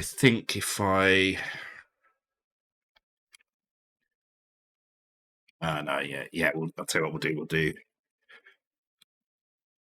So that should be Y. There we go. Right, now we just use X here instead. And then we can bash Y however we want. Right. So we decrease, and then all we do is we do the add here as well. So I'm checking over here because I can't remember exactly what it is to do. So add. And that's. Oh, it's frac, isn't it? Hang on. It's delta X MSB. Okay, so no, we can't do this because it's 16-bit. We have to do it slightly differently. All right, yeah, we have to think about this differently because we're using a fractional delta value. So let's think. Okay, so instead, what we need to do is we check the delta y if that's yes. Okay, so in that case it is positive. Otherwise, yeah, this is kind of the same, right? So we can just do I think this is right. We'll check it by making it go both ways. It'll be easy to test. So data ypos comma x, and then store that at. But this should be after we've done.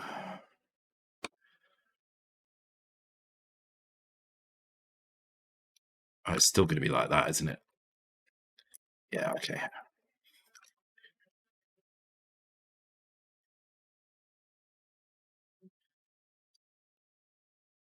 It's probably not as fast this. Well, it's going to be less bytes, which is good, I guess. All right. So then we load delta y frac. Oh, we don't have a ypos fraction either at the moment. Okay.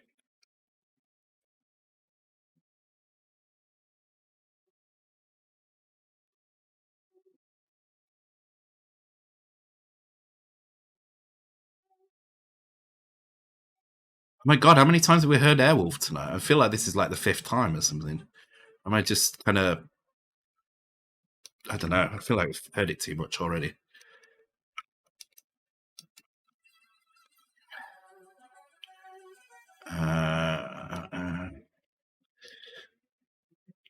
So actually, I'm going to switch these around just because I prefer to do it that way if I don't need to do it the other way. We don't necessarily need to do it this way. So y plus delta y frac. Okay, so we take that value, add it to this, and then take delta and it. I think that is right. Let me check. I can't get my head around that right. I think I'm starting to get too drunk to work this out. Sometimes little bits like this get a bit confusing. And normally I would do 2 separate routines here, but I like the idea of keeping it short. So what I'm going to do is I'm going to change the direction of one of these to go backwards. So we're going to make this one go backwards, right? So to make it go backwards, we need to set higher byte, set them all to 4 bytes. So we can imply that we can set negative values as well. So we'll make this A0. So it's going to be going backwards, basically. Right. That should be right, I think. Okay, let's try it.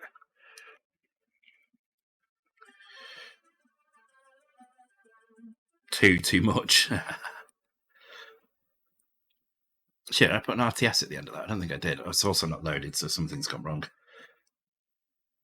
Oh, did I not put the symbol in? Oh, okay. I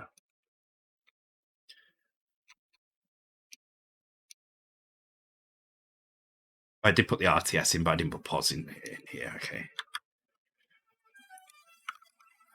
So remember, the behavior doesn't return to the code normally. It's the behaviors are pushed onto the stack, so an RTS will just move to the next point on the stack.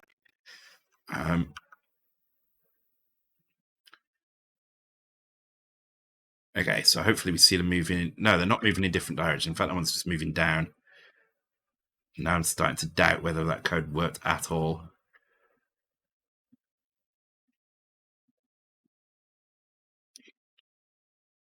Okay, let's just check everything else is correct. So, oh no, it's not. There we go. 1, 2.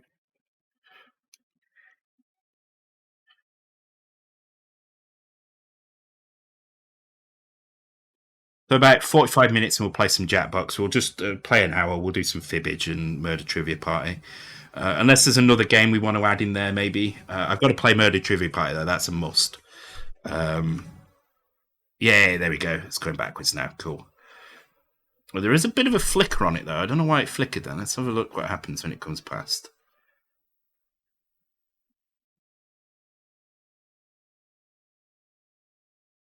They're all flickering. Why are they all flickering?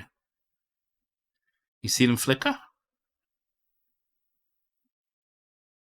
I feel like there's something wrong with that routine that's kind of breaking it. Okay, let's play around with the directions and see. But it kind of looks like it's working, but I don't think it is.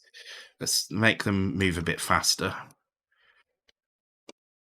Make them all move in the same direction. Let's see if they flash now. He said Jackbox.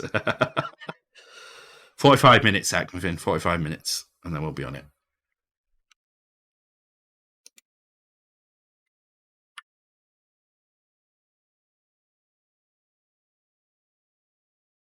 Still think they're flickering. Yeah, they are. But now I don't know why they're flickering. Okay, I should have not made them as fast, actually. Let me slow them down again. So I think the directional thing is working, but there's a flicker that's going on that seems to be unrelated to the directional thing. So let's just make them a little bit slower. So I need to think why they might be flickering. Well, we can put this in the debugger and we can rewind it until they disappear. And then when they disappear, we can see why they've disappeared and where they've disappeared to. It could just be, again, to do with the multi. It's probably a lot like the...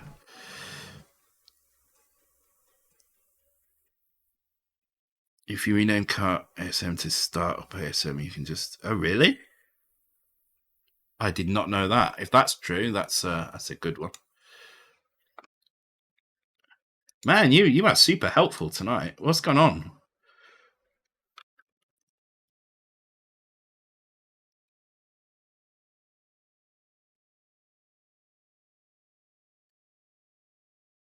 Doesn't work with F8 though. I'm using a build script to do it though. That's the problem. So it did not work. But good to know that that's the thing anyway. Yeah, it's because I need to. So when I press F8, it looks in the folder that I'm in for make.bat. So I could make a make.bat in each of these folders, which calls the one in the parent folder. That would work, but which I've done on other things before. But it's fine to just click on this one as well. Pack 8 and job. I haven't got 8 at the moment. I've only got up to 6, I think.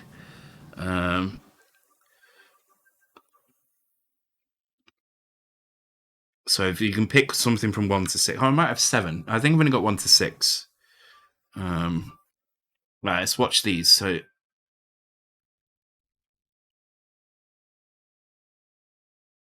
yeah, there is a flicker. I don't know why they're flickering, but they do. So let's load it in the debugger and see why.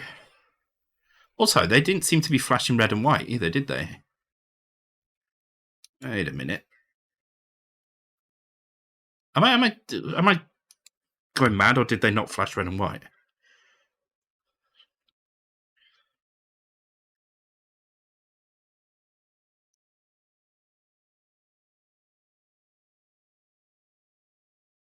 Yeah, they're not flashing. It could be something to do with that. Let's have a look. Behaviors. Oh, I know why. I know why they're not flashing. Tis because we've overridden the index, behavior index. You have to pass the index for that behavior to run at. So we were basically saying flash red, and then we're saying no, don't flash red. Apply delta instead. Now it should work. Oh, wait a minute. Is it because in our bounce routine we're doing stuff? Let me turn that off first and see if it still flashes. Is it because we're doing this here? Let's just get rid of that for a sec. I don't think it would be, but you never know. Steps has been incredibly good tonight. Oh, the murder trivia party was brilliant the other night. You just all fell for it. You all just trusted me, you fools. That's better. See, they're not moving as fast now. Yeah, they're still flickering though. I saw them go off. But I think they go off when that one went off the screen. Let's see if they go off any other time. I think that's normal then. Which I thought I'd fixed actually, but obviously it doesn't make a difference. Yeah, it is. It's fine. Okay, it's good. Okay, good. So we've got them moving. So let's just double check that they can move the other direction. So let's make this one go backwards at the rate that we had it before. Let's make this one go forward a bit faster. Just to stop the TV from going into standby. There we go.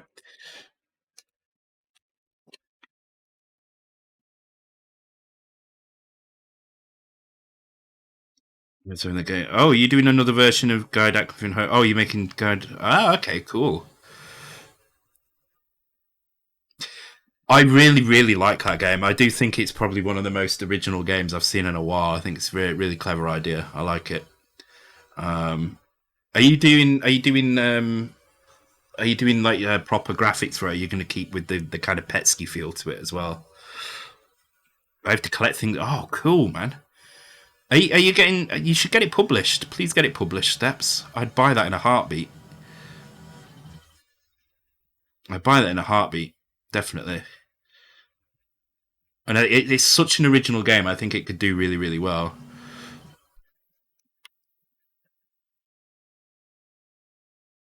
Yeah, these are working fine now. Cool.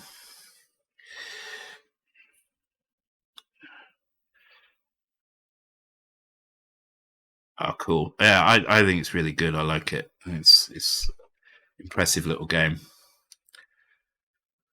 I love unique game ideas. It's always the thing that makes me really impressed by a game is when it has got unique kind of mechanics that you don't see in other games. And I can't think of any other game like it, which is what makes it so kind of cool.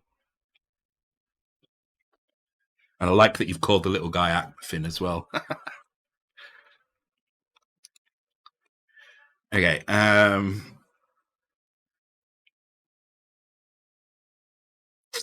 All right. Cool. Right. So let's now we've got the moving. We've got a delta working.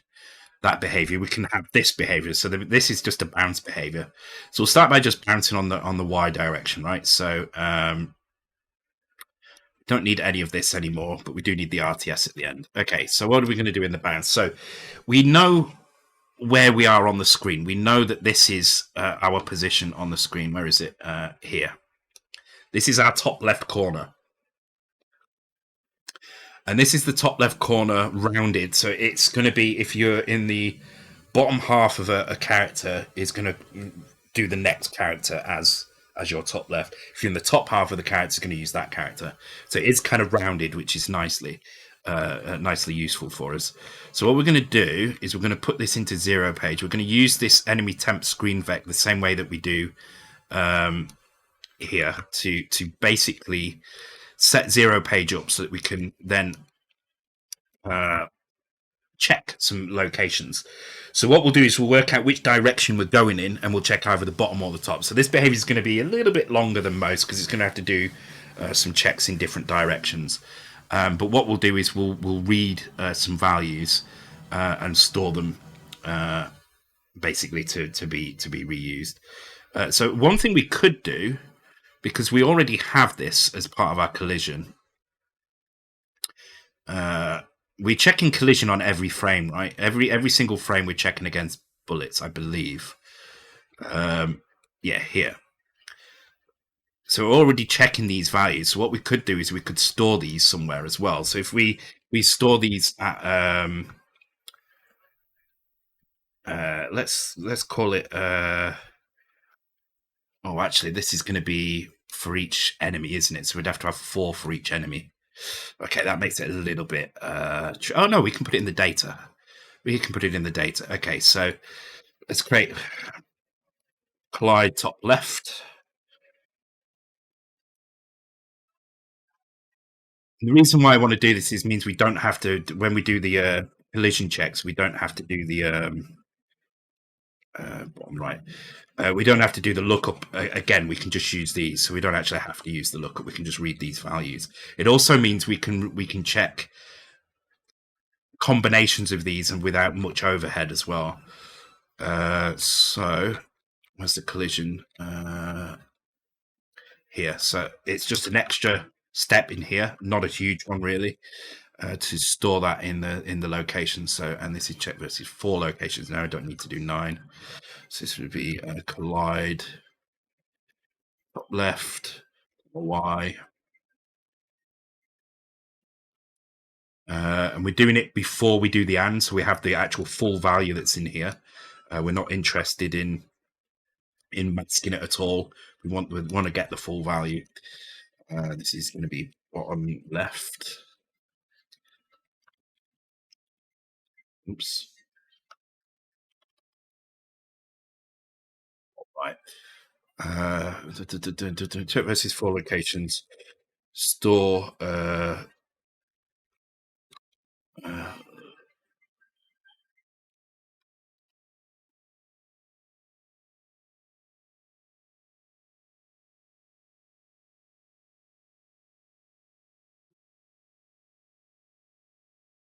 So there we go.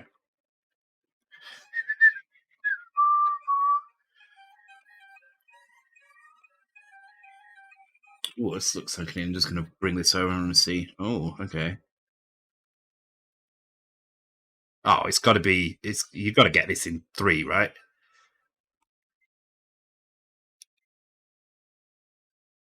Oh, actually, yeah. I think you can get this in 3. I know what it is. I think I know what it is anyway.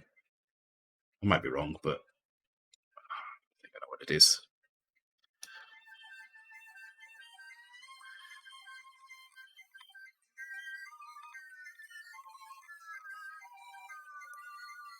Okay, so in that case, we don't need to do any of this. What we can just do here is we can say, okay, let's check which direction we're going in. So we're gonna load delta y. So we're gonna do check y y bounds. We'll call it. We're gonna load data dot delta y.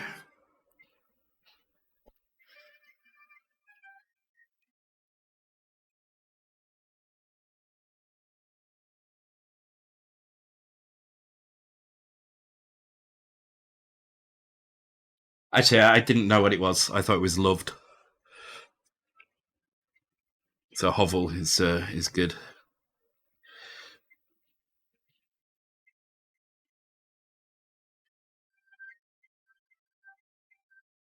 So load.y, and we're going to compare. Well, we don't even need to compare it. We just say if it's minus, we jump to neg. Otherwise, we're going to do pos. Even though I don't use that label, I'm still going to put it in, so it acts as a kind of label.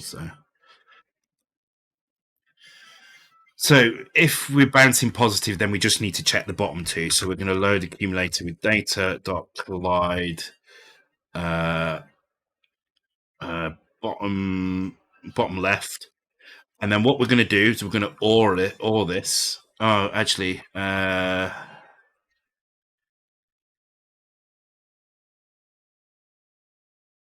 need to have a think about this because we have some characters in the character set that can be passed through that are at the end. So there's a value.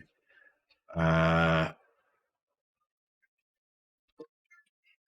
think about this.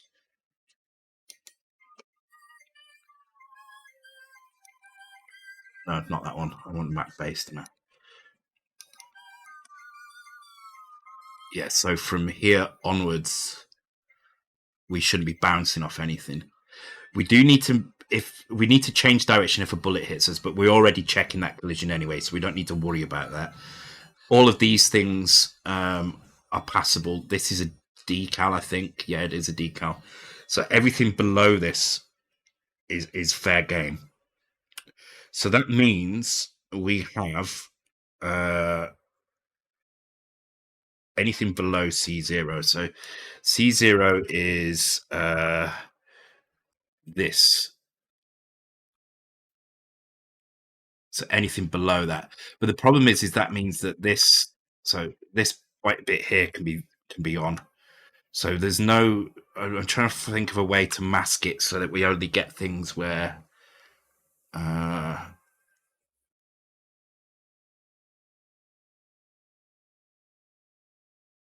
So I'm trying to think if we order two values together, right? So if you have that value and you have that value, these are both things. This is 80 and this is 40. These are things that can both be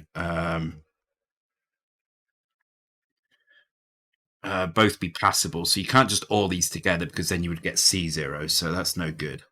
I think we have to check them. I don't think there's an easy way of doing this. Okay, so it's an either or thing, right? So let's put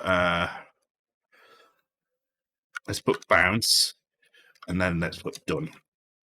Okay, so what we're going to do is we're going to compare this to well, if it's equal to 0, then we don't bounce, and we check the next one. However, we then compare it to C0, and that needs to be comma Y. And if it's less than that, we also don't bounce. But if it is, we do bounce. So we'd say a branch of carry set bounce. And then we come to the next one, which is bottom right. And that's it. And then I'm doing that because I know Steps would catch that. Otherwise, he would do a BCC. Because he's on the ball recently, his Steps. And then to do the negative check, we check in the top portions instead. So we'll check top left and the top right. Same check here. I mean, this could potentially be macroed, but I mean, it's not worth macroing, I don't think. Otherwise, we jump to done. So if it's bounce, what do we need to do? We just need to invert the delta. So to invert the delta, we're just going to take the low delta, EOR it, and the top delta, EOR it, and +1. Sorry, no, the +1, top one, EOR it, FF0. So no, so we EOR the top one and then delta on the bottom one. Okay, so we take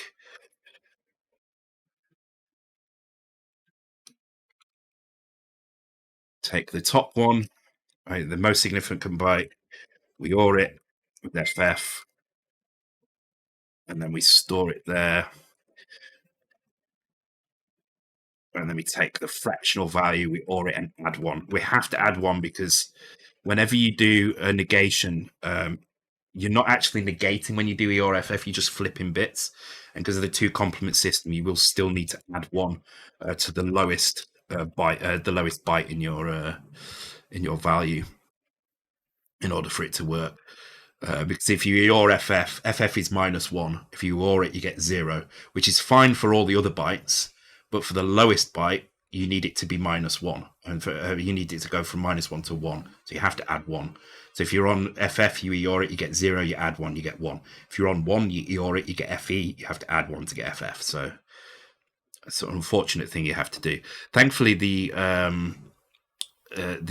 Mega 65 has this value, this opcode, which basically saves you 5 bytes and many cycles by just performing that exact thing. So this would be the version on the Mega 65, but we don't have that, unfortunately. I think it's a 65 CEO2 thing. So okay, so we do the bounce, then we come to done. Okay, so this should be enough to make it bounce on the Y. So let's do that first and see if that's worked. Let me just run that code.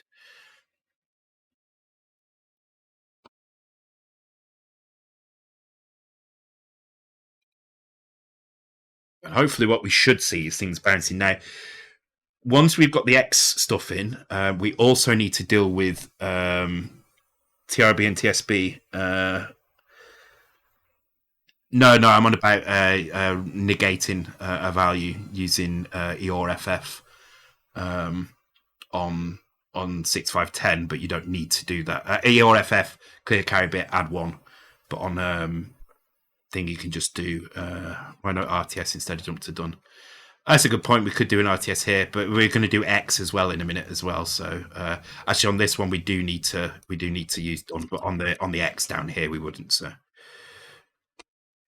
Yeah. So I just explaining that this is what we use on 6510, but on 65CO2, you can do that instead. Same thing, but way more efficient in terms of bytes and cycles.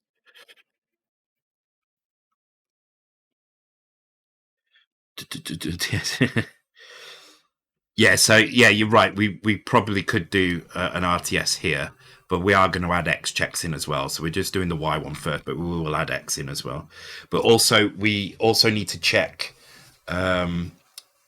these collision things against the passable areas as well.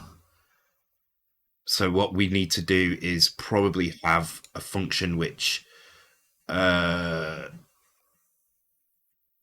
checks a screen address against passable areas and clears these as well. So there needs to be an extra little check in here so they can move behind the passable areas, which is going to be a bit more tricky. But thankfully, a passable area does have where is it?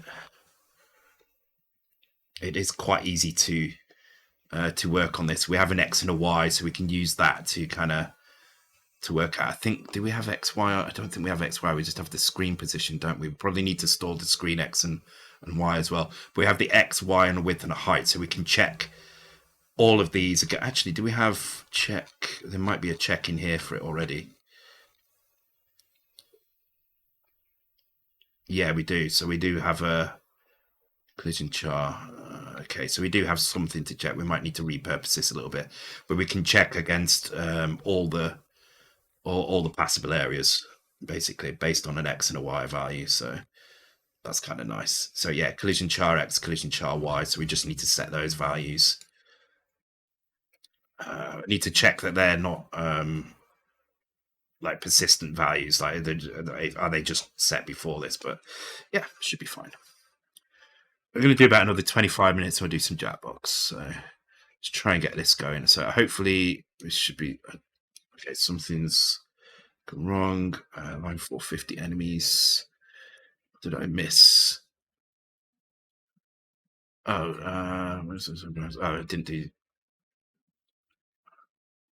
Wait, hang on.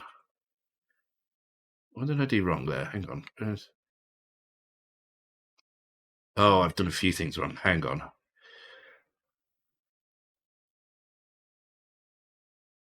Oh, this is different. Okay, so if this is clear as well, then we jump to done here automatically.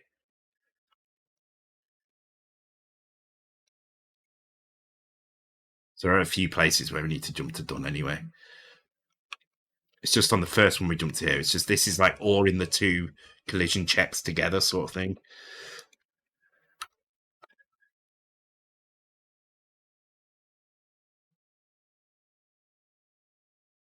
What was this tune? I always hear this one. I never remember what it is. It is Cosmonaut, David Whittaker. That's why it's cool. I do like David Whittaker's stuff. All right, let's have a look. Okay, they did not bounce at all. Oh, actually, did that come back down? I think that came back down, didn't it? But God knows where it's getting that value from. I feel like there's some errors in here somewhere. Also, let's turn off the multiplexer border thing.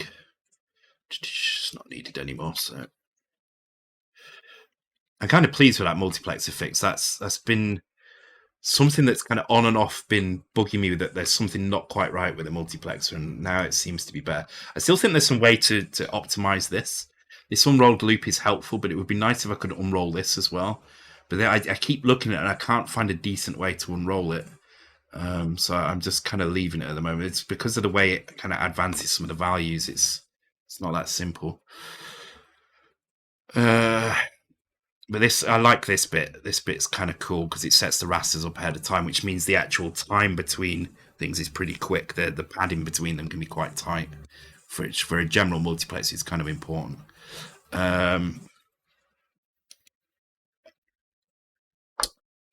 Oh, right. So we're doing enemies. Okay, so I just want to check these values in here. Something.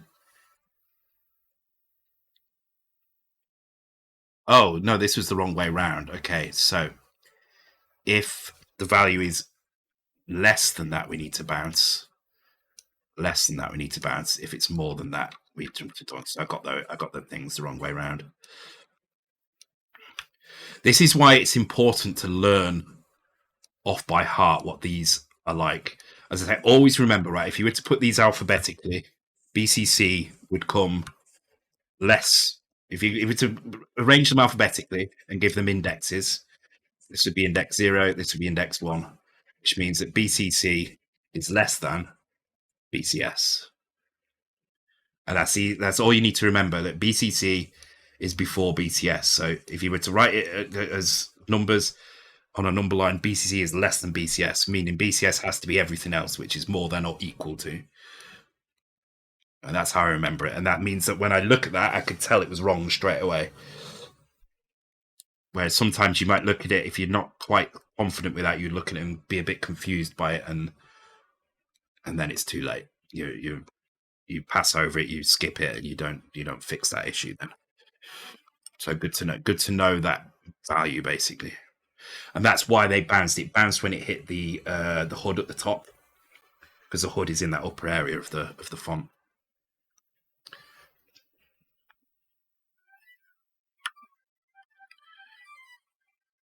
So it bounces. That one bounces, but the other ones don't for some reason, and it didn't bounce that way either. Okay, something not right still. What is not right? What is not right? Also, when it bounced, it didn't seem to negate the value correctly. It seemed to. Okay, I think it's getting late and tired now. Getting tired and it's getting late. I think that's the problem. Let's go through and have a look. Okay, so let's think about the ones moving in the positive direction. So we're checking the bottom left and the bottom right. Make sure we're storing these. Maybe we're not storing them in the right place. Okay, so we do a collision check here. Do we always do the collision check? We render it to the plexer. We check its screen address. We store its screen address. And then, yes, we go ahead and do this. We do top left, top right. Because we're doing comma Y. That's why. We need to use... Okay, that's why. All right, so we need to grab... Can we use a value in X? Transfer X to the accumulator, transfer accumulator to Y. Yes, the X register contains it. Okay, let's just double check that's correct. So come in here, it does this. That gives us the multiplexer value.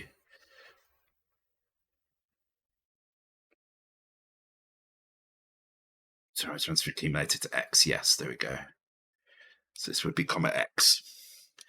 Confusing, but that's what it is. It's because I was using the 0 page index values here as well.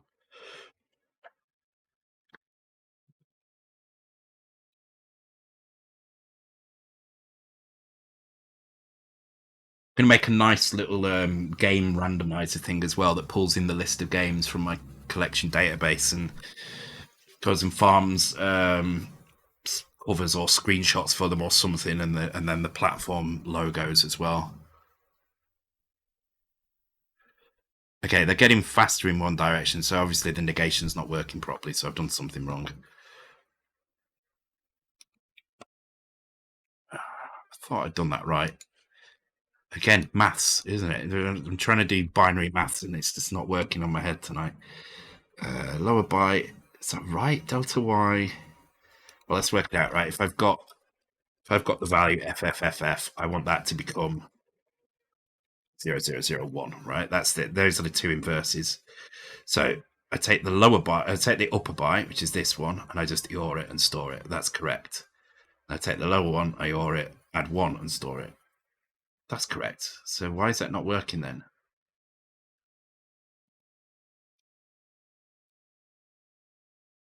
What am I doing wrong there?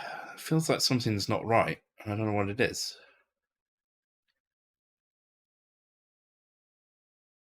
Or is it my maybe it's the other routine. Hang on. Yeah, just honestly, just remember BCC is less than BCS. If you were to give them numbers based on where they are in a dictionary, BCC would be less than BCS. And that's all you need to remember, because then the other one is everything else. If something is less than something, that means the other one is more than or equal to that one. In other words, it's the laws of kind of comparison or whatever. I forget what they call it. If A is less than B, therefore B is more than. Well, no, because it would have to be B more than A. But yeah, it's not quite the same. But okay.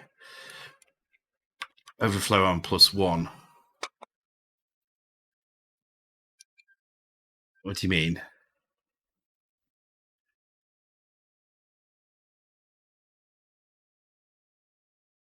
There's no overflow, I don't think, is there? No. Because if you take this value add it to the high byte. Wait, what? OT added to high byte. No, you don't need to add anything to the high byte. You just deor it. It's the low byte that you need to. This is correct. I'm pretty sure this is correct. Which makes me think it's not the it's the Delta update that's wrong for some reason. Well, we can test this by putting everything to the same speed, but one going backwards, one going forwards, and we'll see if they move at the same speed. But with different directions. So we'll leave this as it is, and then what we'll do is we'll just come up here, turn off the bounce thing, so there's no bounce on these two. We'll leave this one going, so the first and second ones will have their bounce removed, and then we'll set their speeds to be equivalent. So we're going to set this one to be 080, and we're going to set this one to be FF80. So they're equivalent things.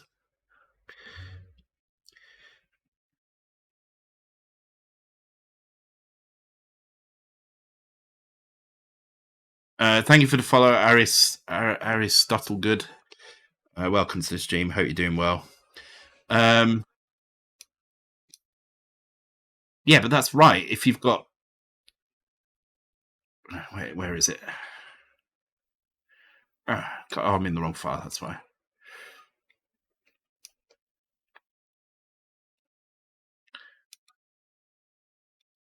This is the delta Y here.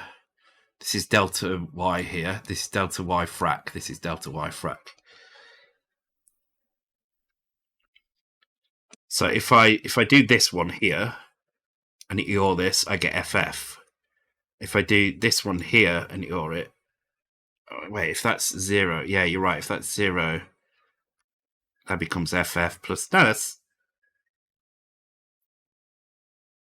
Oh yeah. Wait a minute. Hang on. Wait, how's this been working then? I think you're right. Yeah.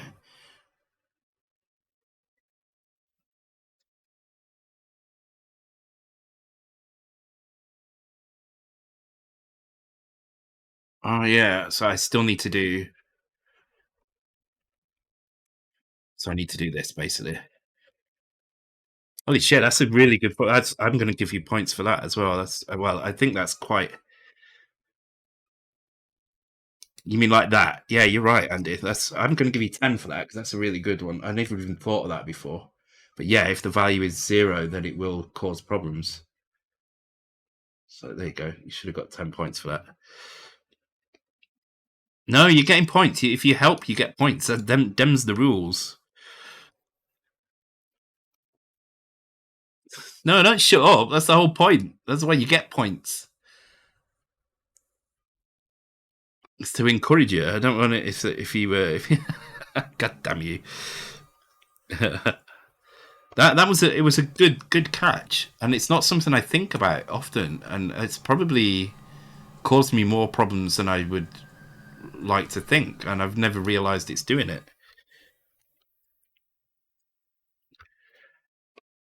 Yeah, when he doesn't, it's funny. Where is it? What is the leaderboard like at the moment? Is he? I don't know where he is on it.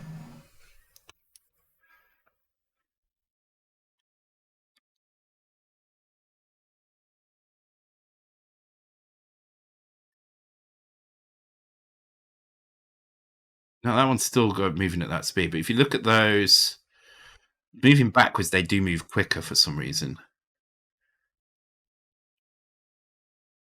So I think, hang on, does that mean that's even right?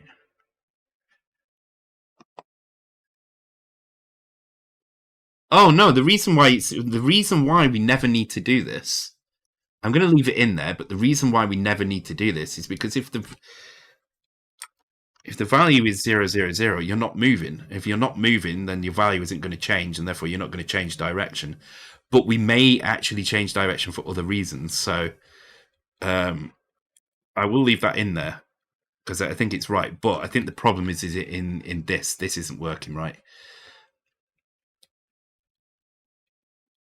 So let's have a think about this. Why is this not working right? So if we want to move backwards, if we want to move backwards, our value would be something like. So let's imagine our value is, this is our current, let's say that's our current Y position and Y frac, and this is our delta, right? So we want to move backwards at half speed.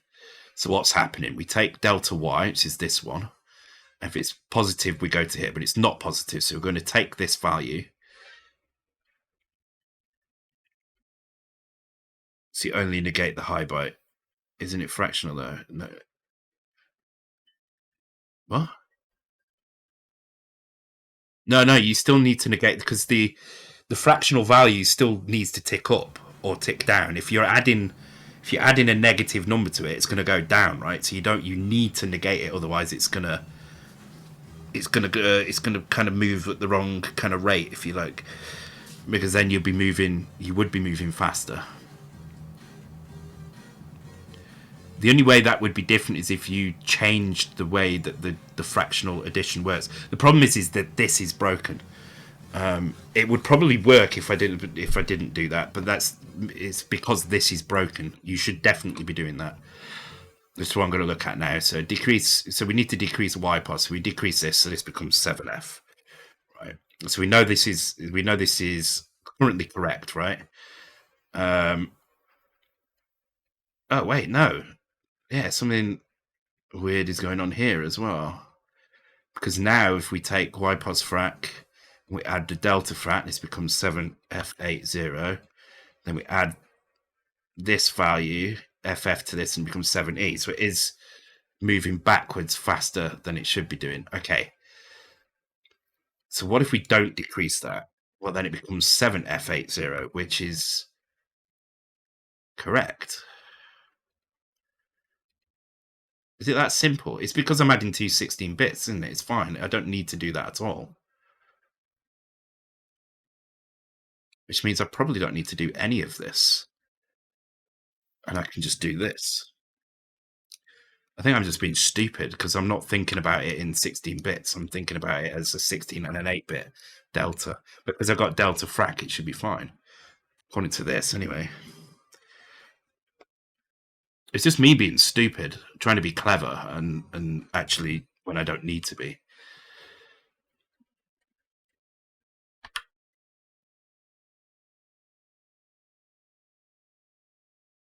Yeah, so the reason why these two aren't bouncing is because I want to check that these are moving at the same speed, and they are moving at the same speed, these two. They're just not bouncing. But now this one is bouncing, so I can restore it. Yeah, so that was it. It was just me. I was trying to be clever and apply delta in a. So if you're adding an 8-bit value assigned, if you're adding assigned 8-bit delta to a 16-bit value, then you have to do something like what I just showed. But because we're adding two 16-bit numbers together, we just treat them as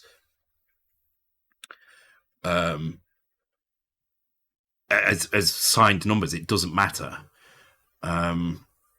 They're still on the number line. 0 to FF can either start at 0 and end at FF, or it can start at 80 and run to 7F. But the numbers are still in the same order. It doesn't change. So the addition of two 16-bit numbers will work, even if one needs to be positive and one needs to be, even if one needs to be signed and one needs to be unsigned, it will still work. So that's fine. So yeah, it's but that is a good catch, because there is going to be some cases where you might, for instance, a bullet. So if an object isn't moving, but you want it to move when a bullet hits it, like you want it to change directions when a bullet hits it, or you want its Y direction to deflect when a bullet hits it, but it's not moving in the Y direction, then so say it's just moving in the X direction. If you didn't do this, you would end up with it suddenly just veer off in the Y direction. So this is good. Okay, I think on that note, I'm going to just test the enemies are working. I'm not going to do the X bounce. So I'm just going to. I think I'm just going to put. Fuck, I can't even think straight. I'm going to put Jackbox on. I'm going to go have a quick break and put Jackbox on, I think. So I'll just check that this is working. I'll go for a quick break. That actually happens. Maybe that's what's happening in the game. Maybe they're veering off because of that. Yeah. Maybe that's what's... Well, it can't be because they're using C#, so they're not going to run into the same kind of signed, unsigned math errors that we do. Cool. That's kind of good enough for me. I don't want to do too much. It does kind of absorb a little bit into the background, but it's not too bad. We could change that by adding checking ahead instead of checking behind. At the moment, we're kind of checking behind the character, and there is a bit of a buffer on the character, but it's not that big a deal really, and the implications of changing it mean we'd have to start doing collision lookups, extra collision lookups, which would be horrific. I mean, admittedly, it would only be 4 new collision lookups, but that means we'd have to, for every possible direction, we'd have to work out. Like if we're going down, we'd have to check the 2 down. If we're going left, we'd have to check 2 to the left. We'd only have to do 4 total, but there'd be 8 blocks of code, and they'd all be like this, basically, with a setup like this as well. So that it would be a bit messy to do that every single frame. As well as already doing it on the collision, so I think it's kind of fine as it is. If it feels like it's not quite right, then I will change it. But I'm kind of happy with that compromise. If there's enough performance on overall in the game, and we can add that in later, maybe I'll add it in later. But I don't want to add too much in. Right, I need to take a slightly extended break because I do need to go to the toilet. I want to get fresh kind of. Oh, actually, I've got some in here already, right? But I do want to go to the toilet and stuff. So I'll be as quick as I can. When we come back, we'll play some Jackbox. If you're not sticking around for Jackbox, thank you for joining tonight. We will be back on Tuesday, but I'll be playing games on Tuesday. It's my birthday, so we're just going to play some random games from the shelves behind me on the real hardware, and then we'll be back for more Cecconoid on Thursday. For those who are sticking around, give it 5 minutes, and we shall be playing some Jackbox. So I'll be back as quick as I can, and I shall see you soon. Be right back.